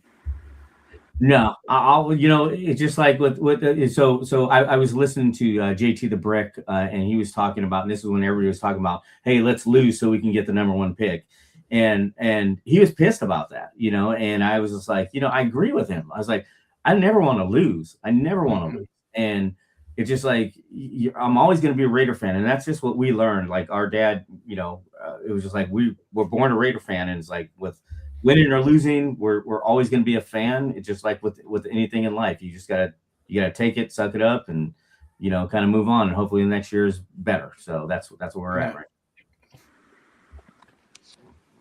And if Darth wants to come off the question, what was that? Would Darth trade in being a Raider fan for anything? With all Darth, do you question being a Raider fan? Shit. Look at me.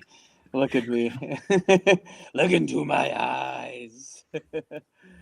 To actually add on to that as well, too, I think what I've told, this is another one of my mantras. Wherever you are, Raider fan or not, just kind of, sort of, or die hard like us, you got to think like a player. You really have to think like a player. Did you think the players wanted to lose that game? They don't give a fuck, man. It's just like Max. You got to have that mentality. Like you just want to dominate. Granted, fans and what have you want that draft pick. I get it. But once you're on that field, man, I don't know if most of us have played football, right? You're not there to just get pushed back and go, oh, no, I need to go ahead right away. It's like one of the linemen actually said that as well, too. It's like, Laulu, right, one of the defensive tackles, was mentioning, at any job you do bad, you're going to get fired. So, where does that leave us? We're just going to take a knee? We're going to just let people through? And I mean, that's tape for all NFL to see, man. You have to think like a player. And a player wants to dominate at whatever he does. And you have to block well. You have to defend well. You have to run your routes well. You got to pass well. You got to do everything well, man, because everything else, Granted, I'm sure we all are happy we have the number 1 pick, but, man, at the time, man, I mean, you have to win. That's just part of what's instilled in you for an athlete, man. You don't run to run slow. You run to faster and to get better again. It's people really have to check their morality, and these days you play to win, you play to dominate, and anything less is just not the Raider way, man. No. And Raider Wolf has a good comment here. Can't be mad at fans for being numb to losing, no matter what happens. That's a great take, Raider Wolf. I'm going to expand on that a little bit. And like with Leonard and Darth. We invest into our team, not just by the attire or the flair that we have in our Raider rooms and stuff like that, because that's great pride that we take, right? And sometimes, and where we come from, the generations that we come from, and how we're invested in this team, we only need the players that are going to come in here and feel that passion and believe and understand that we're not getting paid to be Raider fans. Mm-hmm. We pay to be Raider fans, and there's a reason why. Is because we love what our franchise has brought forth to us. Yeah. Right? It's that aura, and I wouldn't change it for nothing. And I myself, just like Duncan, I was born into the Raider culture. Simple as that. It was my dad from the Darryl LaMonica days, AFL, on up, and then he just taught me the Raider way, and that's just the way it was. We were Raiders through and through, and it's not going away. When I leave this earth, I'm going to leave this earth as a Raider fan. Yeah, I'm taking it with me. I'm taking it with me, and But my historical memories began 1979 and on through, and we're going to get into a little round table here in a bit. But I'm going to just throw out number one. My favorite Raider of all time is Howie Long. Mm-hmm. When I played high school football, I always wanted to be like him. I wore the neck roll, the cut shirt, the whole 9 yards just to be like him. Played defensive end, get after the quarterback, the whole 9 yards. And we also celebrate the same birthday, which is awesome too. Oh, cool. But every true legendary Raider fan means something to us. Mm-hmm. And every Raider fan means something to me. Yeah. No doubt about it. Duncan, how about you? Yeah, I mean, I want to add on a little bit on what was said just a little bit earlier on like the whole hating to lose and the whole just, I don't know how to phrase it, but talking lately, I've been able to talk to a lot of older Raider fans, and like they just have a completely different feel from what seems like the younger Raider fans. Because maybe a weird way of putting it, but it almost seems like with the younger fans, it seems like there's a video game aspect to it. Like they see football as a game, and they want to lose to get the first draft pick. Like they just want to reset the game and start over. And I think there's a lot to be said about like our culture with the younger fan base and how sometimes we just need to tough it out more. And I'll be honest, I was one of them. I'm like, you know what? I want to get that first draft pick. Like Mendoza's the guy. Let's get that reset. Let's start over. Let's do it. And it's like, you know, there's something wrong with that way of thinking. Yeah. And I think a lot of that has to do with just the current era that we're living in. Mm-hmm. And we're not taking those valuable lessons from that older generation of Raiders, where it's just no matter what, you put on those pads and you go out there and play as hard as you can every single down and beat the other person in front of you. Yeah. And we're just missing that toughness in this newer generation and with this younger Raiders team. And it's just, we really need that culture shift to where we just start toughing out every little thing. Like Max Crosby has it right. He's like, I don't give a shit about that first pick. Yeah. We're going out there to beat that other team. And it's just, I don't know. Maybe it's just now in the heat of the moment where I'm starting to realize it, but now I'm like, I really want to buy into that. Like us as fans need that culture shift. Yeah. Yeah. I mean, definitely a younger generation, because, you know, what transpired with the NFL. I mean, obviously, you know, the NFL is about, you know, making as much money as they can. You know, I get it. You know, it's a business. But, you know, look at how many people play, you know, fantasy, you know, football. It's like back then, you know, we didn't really have fantasy football. You know, it was just like you want your team to win no matter what. And I remember just, you know, like I said, it wasn't around. Fantasy football wasn't around when I was younger. And I always wanted, and it's so funny because I would root for whatever team would put the Raiders in the best position at playoffs. I mean, that's just the way I watch football. I still watch football that way. And I was like, I may be rooting for the Steelers this time, but I want them to lose another time, you know, depending on if they're playing something like, you know, the Broncos or something like that. So, you know, I always am looking for the best winning point position for the Raiders. I mean, that's just my mentality. And it, like I said, it has gone away from that. And if you talk to somebody old school, they want their team to win always. And they always want to be, you know, have that top seed, you know, whatever it is. So it's, it's definitely, football has definitely changed in that way. And, you know, like I said, you have fantasy, I think, which has changed that. You have obviously the video games it does change that because you have like whatever player you want. But, you know, my favorite player back then was John Matusak. So he was the very first Raider I met. So, and he was awesome. He was just like a monster on defense. And I played, it's funny because I played defensive line in, you know, Pee Wee football way back when. So when I met him, you know, he asked me, he's like, oh, you play football? I was like, yeah. And he's like, what position do you play? I'm like, I'm defensive end. He's like, whoa, you know, just, you know, he got like, you know, just had fun with me as a kid. And I was just like, it was so impressionable. But, you know, he was just like one of those players. I've always loved defensive players, you know, first.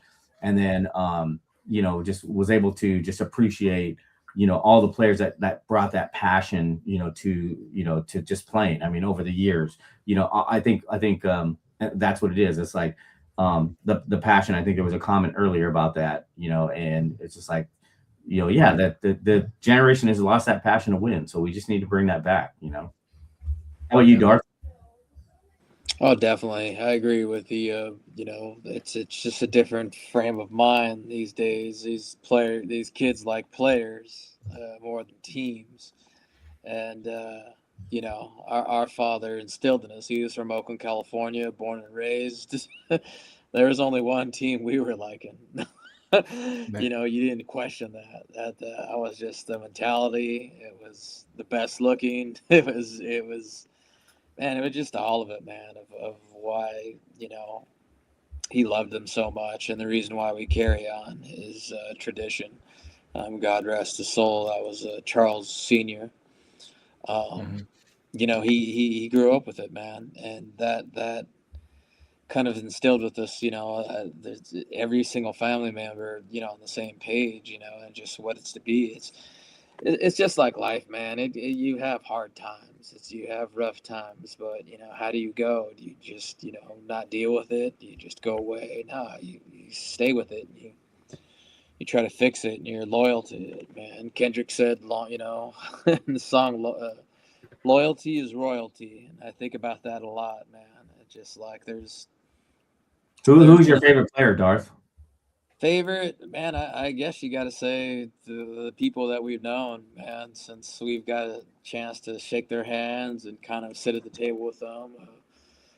Jim Otto, he identifies what a Raider is, man. That whole bucket head, that whole toughness, the blood on his eye.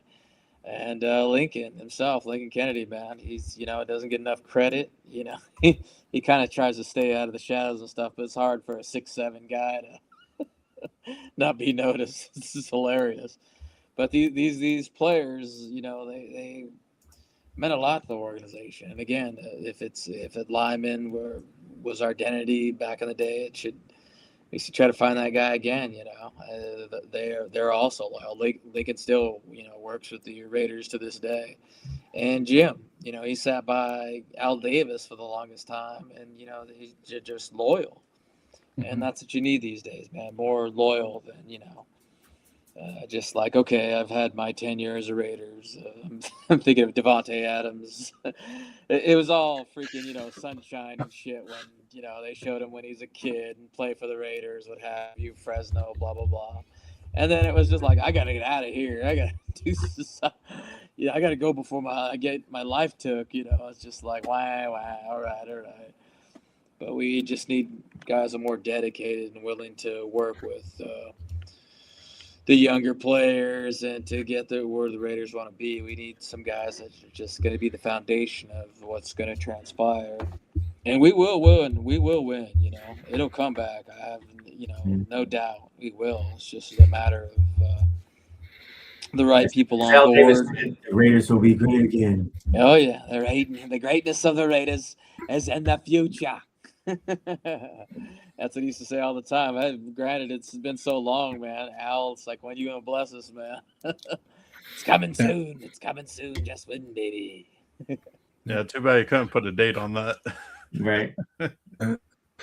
There's three business mottos that we've always ran true: pride and poise, commitment to excellence, and just win, baby. Mm-hmm. We need to start. It starts with pride and poise. Each game, you have to go out and play with pride and poise. Once you do that, you will start to develop the commitment to excellence. That becomes routine. It becomes nature. And then once that happens, it's all about just win, baby. Yeah. And what does it, Duncan, what do we need to do before we get to just win, baby? Find leadership. First, you get great coaches, and then you get great players, and you ask them to do one thing, and that's just win, baby. Yeah. That's it. That's it.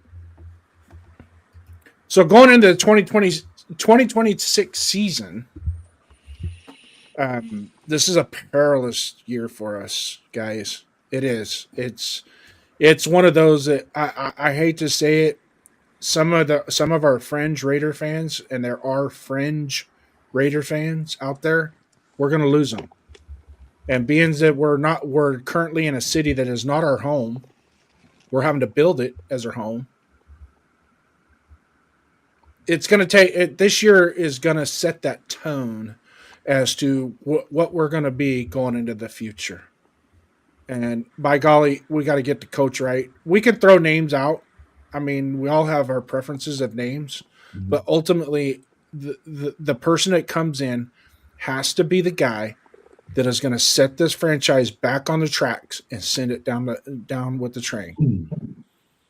Because we're in shambles right now, boys. It's so bad what we come off 2025 that I hope to God I forget about it.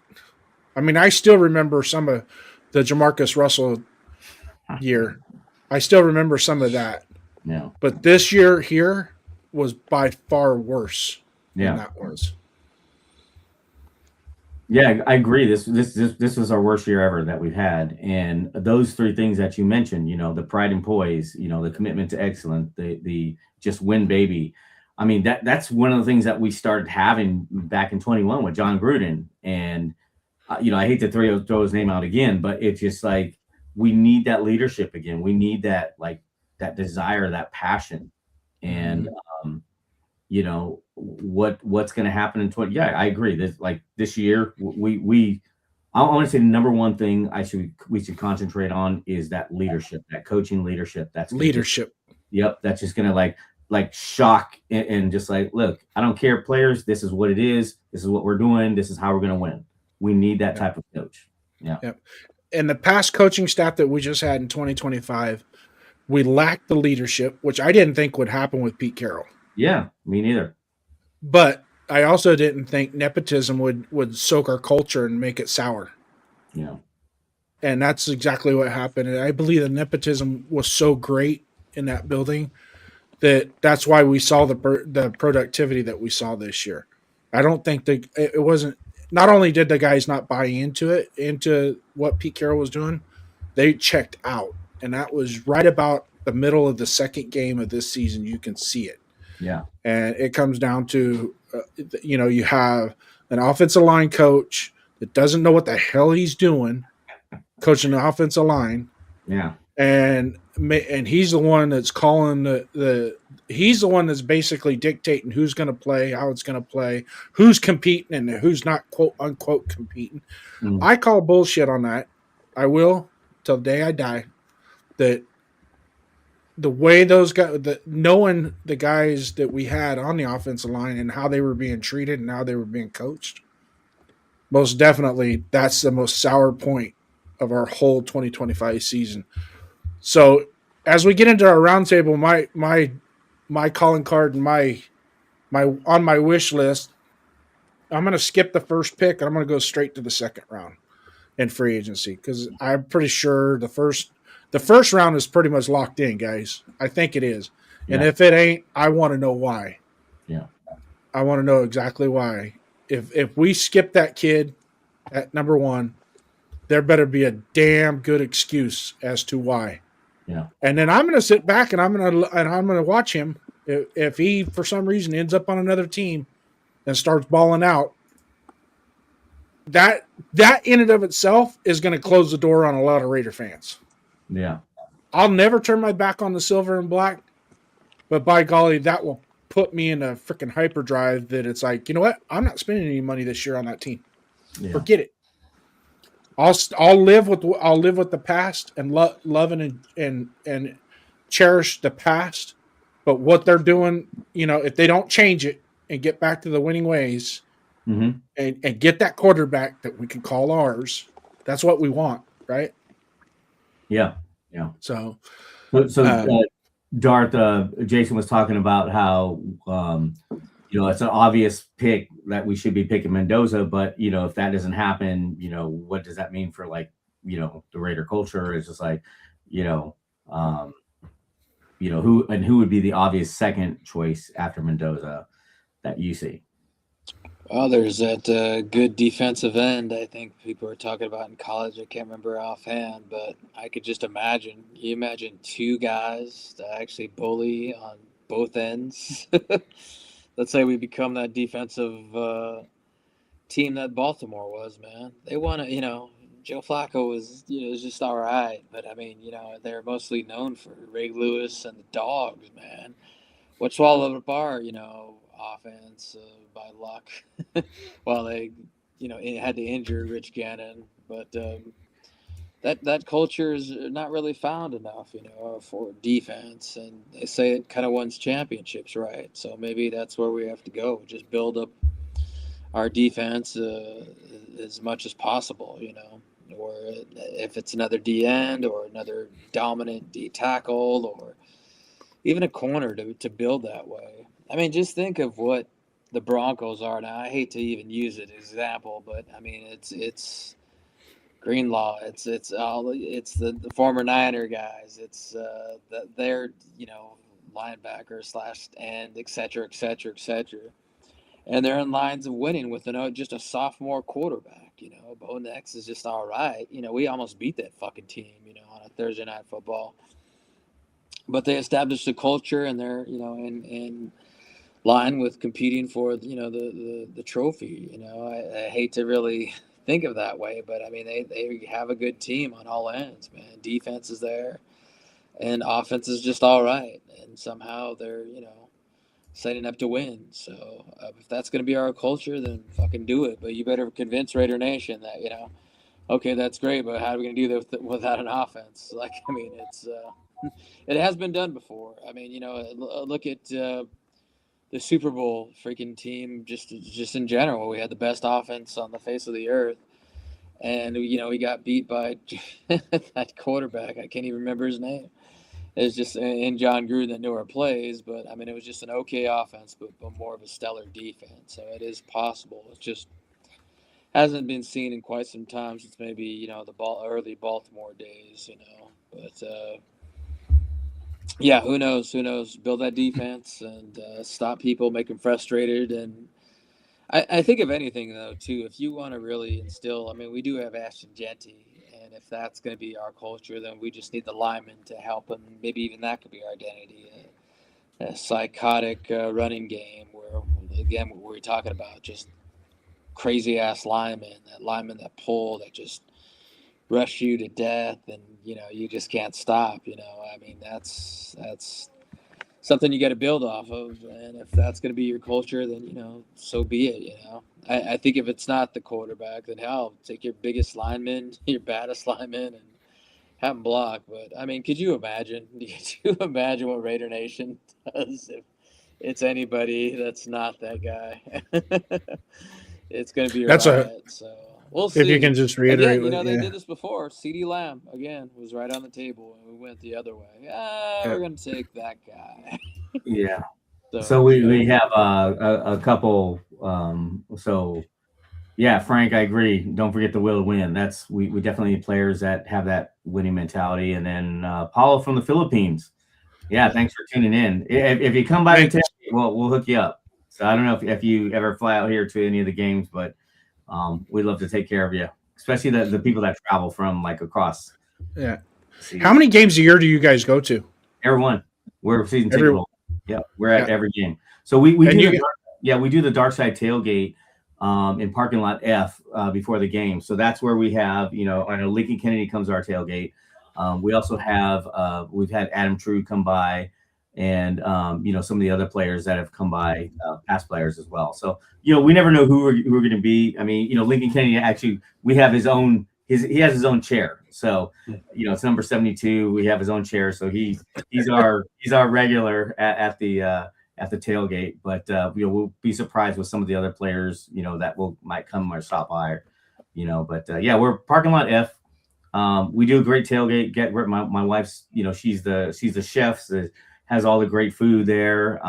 We have some of the menu or menu items from Lincoln Kennedy's, the Angry Crab Shack, which is there in Henderson. And then, we have our I guess our specific drinks, like our Dark Side Tailgate and our Padme's Punch. So it's it's a good time. And I think I was reading one of the comments, and it was like, I think it was about being numb to the season, or but it was just like, I'll tell you what, we go there, we have a great time at the tailgate. We always want a Raider win. So if we have the tailgate and a Raiders win, it's like a plus. If we lose, which has been most of the season, hey, at least we had a great tailgate. So yeah. There's always something win, positive definitely. that comes out of a Raider game. Right? Exactly.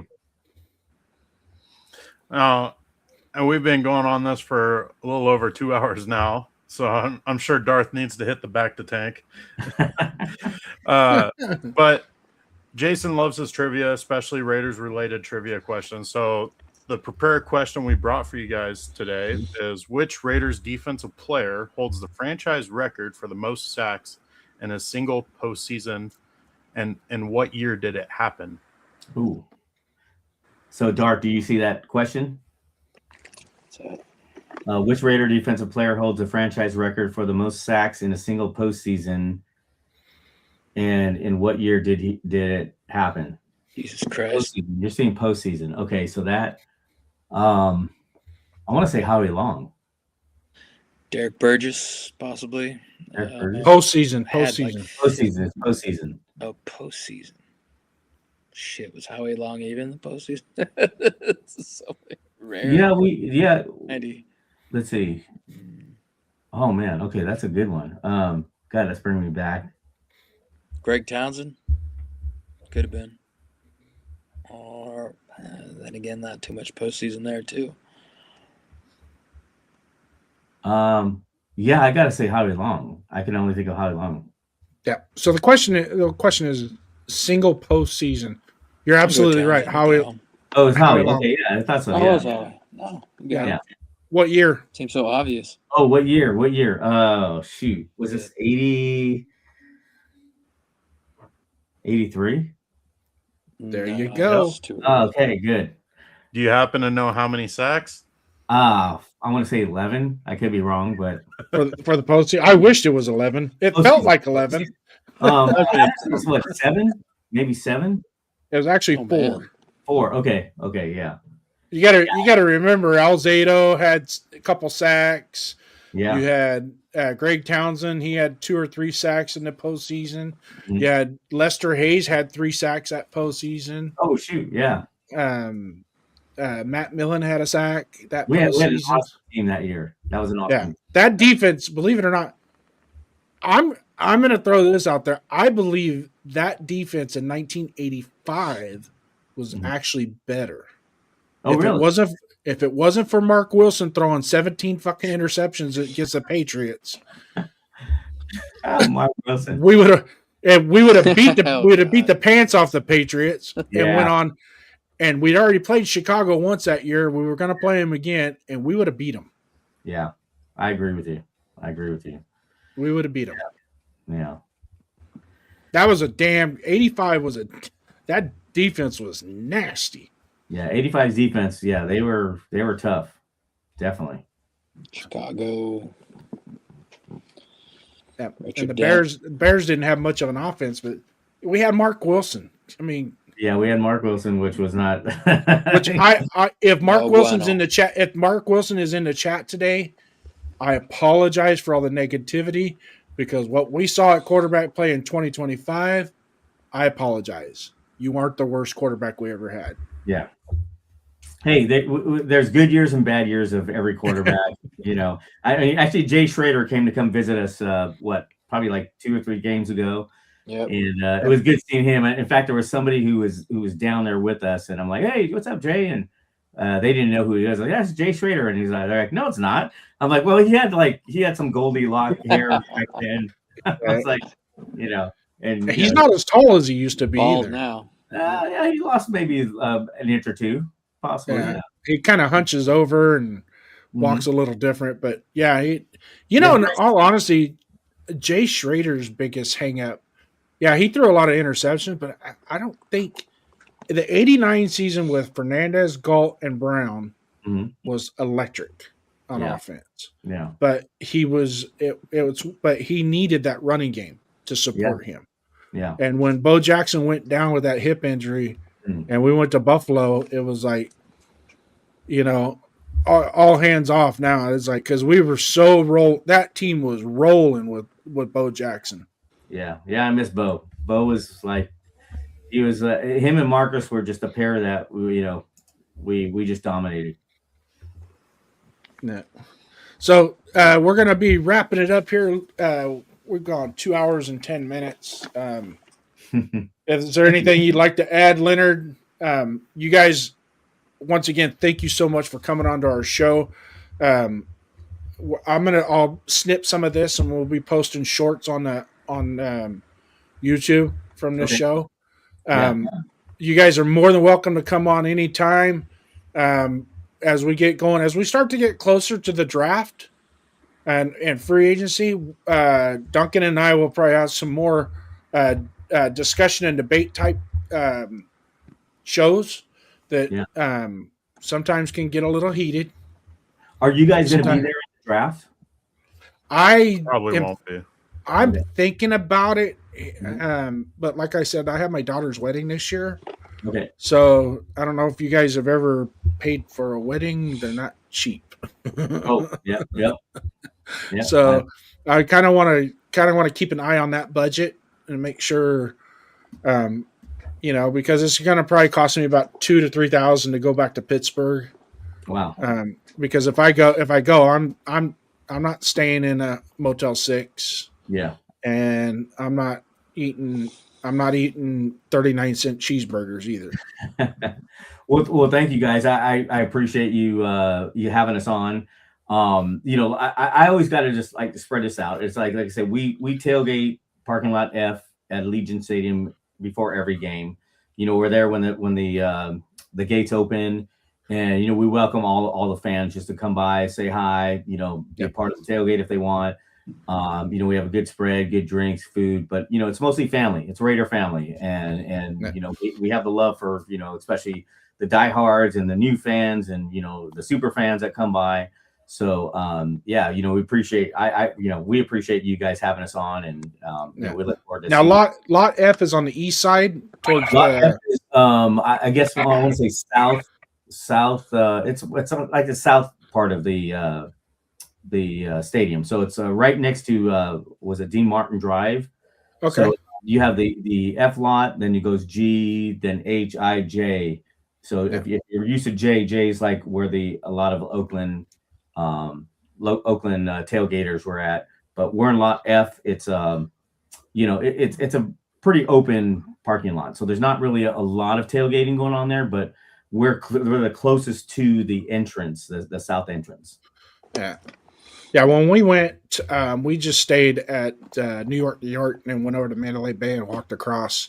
Mm-hmm. And I think that's the biggest. Let's face it, you guys know this. It ain't going to be the same as Oakland. The tailgates in Oakland were. I wish we could have like just put that in a jar so we can share it with people. Yeah. Like this is what a tailgate is supposed to be like. Yeah. I mean, let's face it. You guys remember the AFC Championship game with Metallica in the parking lot? Oh, my God. Yeah. The hair on the back of my neck stood up for hours after that. We still bring everything that we had in Oakland to our tailgate there. So you get the music, you get the food, you get the pregame, you get the, the drinks, you get the, the entertainment part of it. So we still have fun. Now do you still? Oh, what?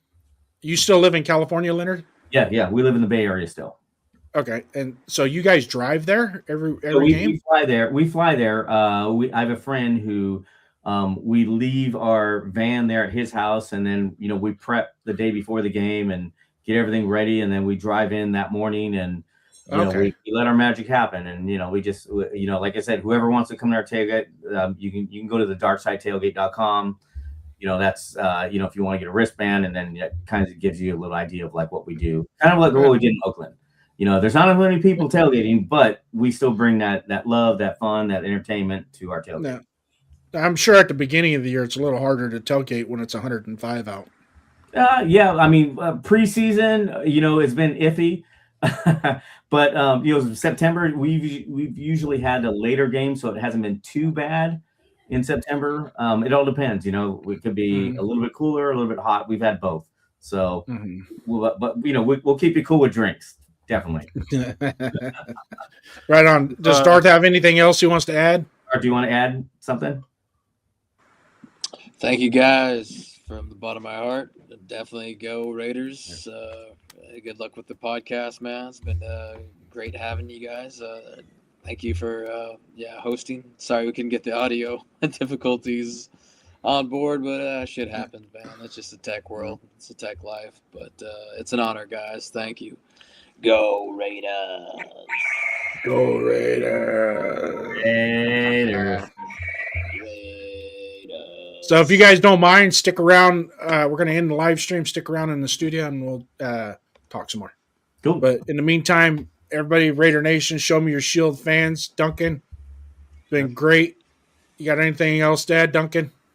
No, just thank you everybody for stopping by, and thank you Charles and Leonard. It was fun, and maybe we can do it again someday. Definitely. Go Raiders. Go Raiders. Go Raiders. Thanks, guys. Cold open, counted out. Yeah, we heard the talk. Cold nights and long losses, still we walk. Scoreboard hurt,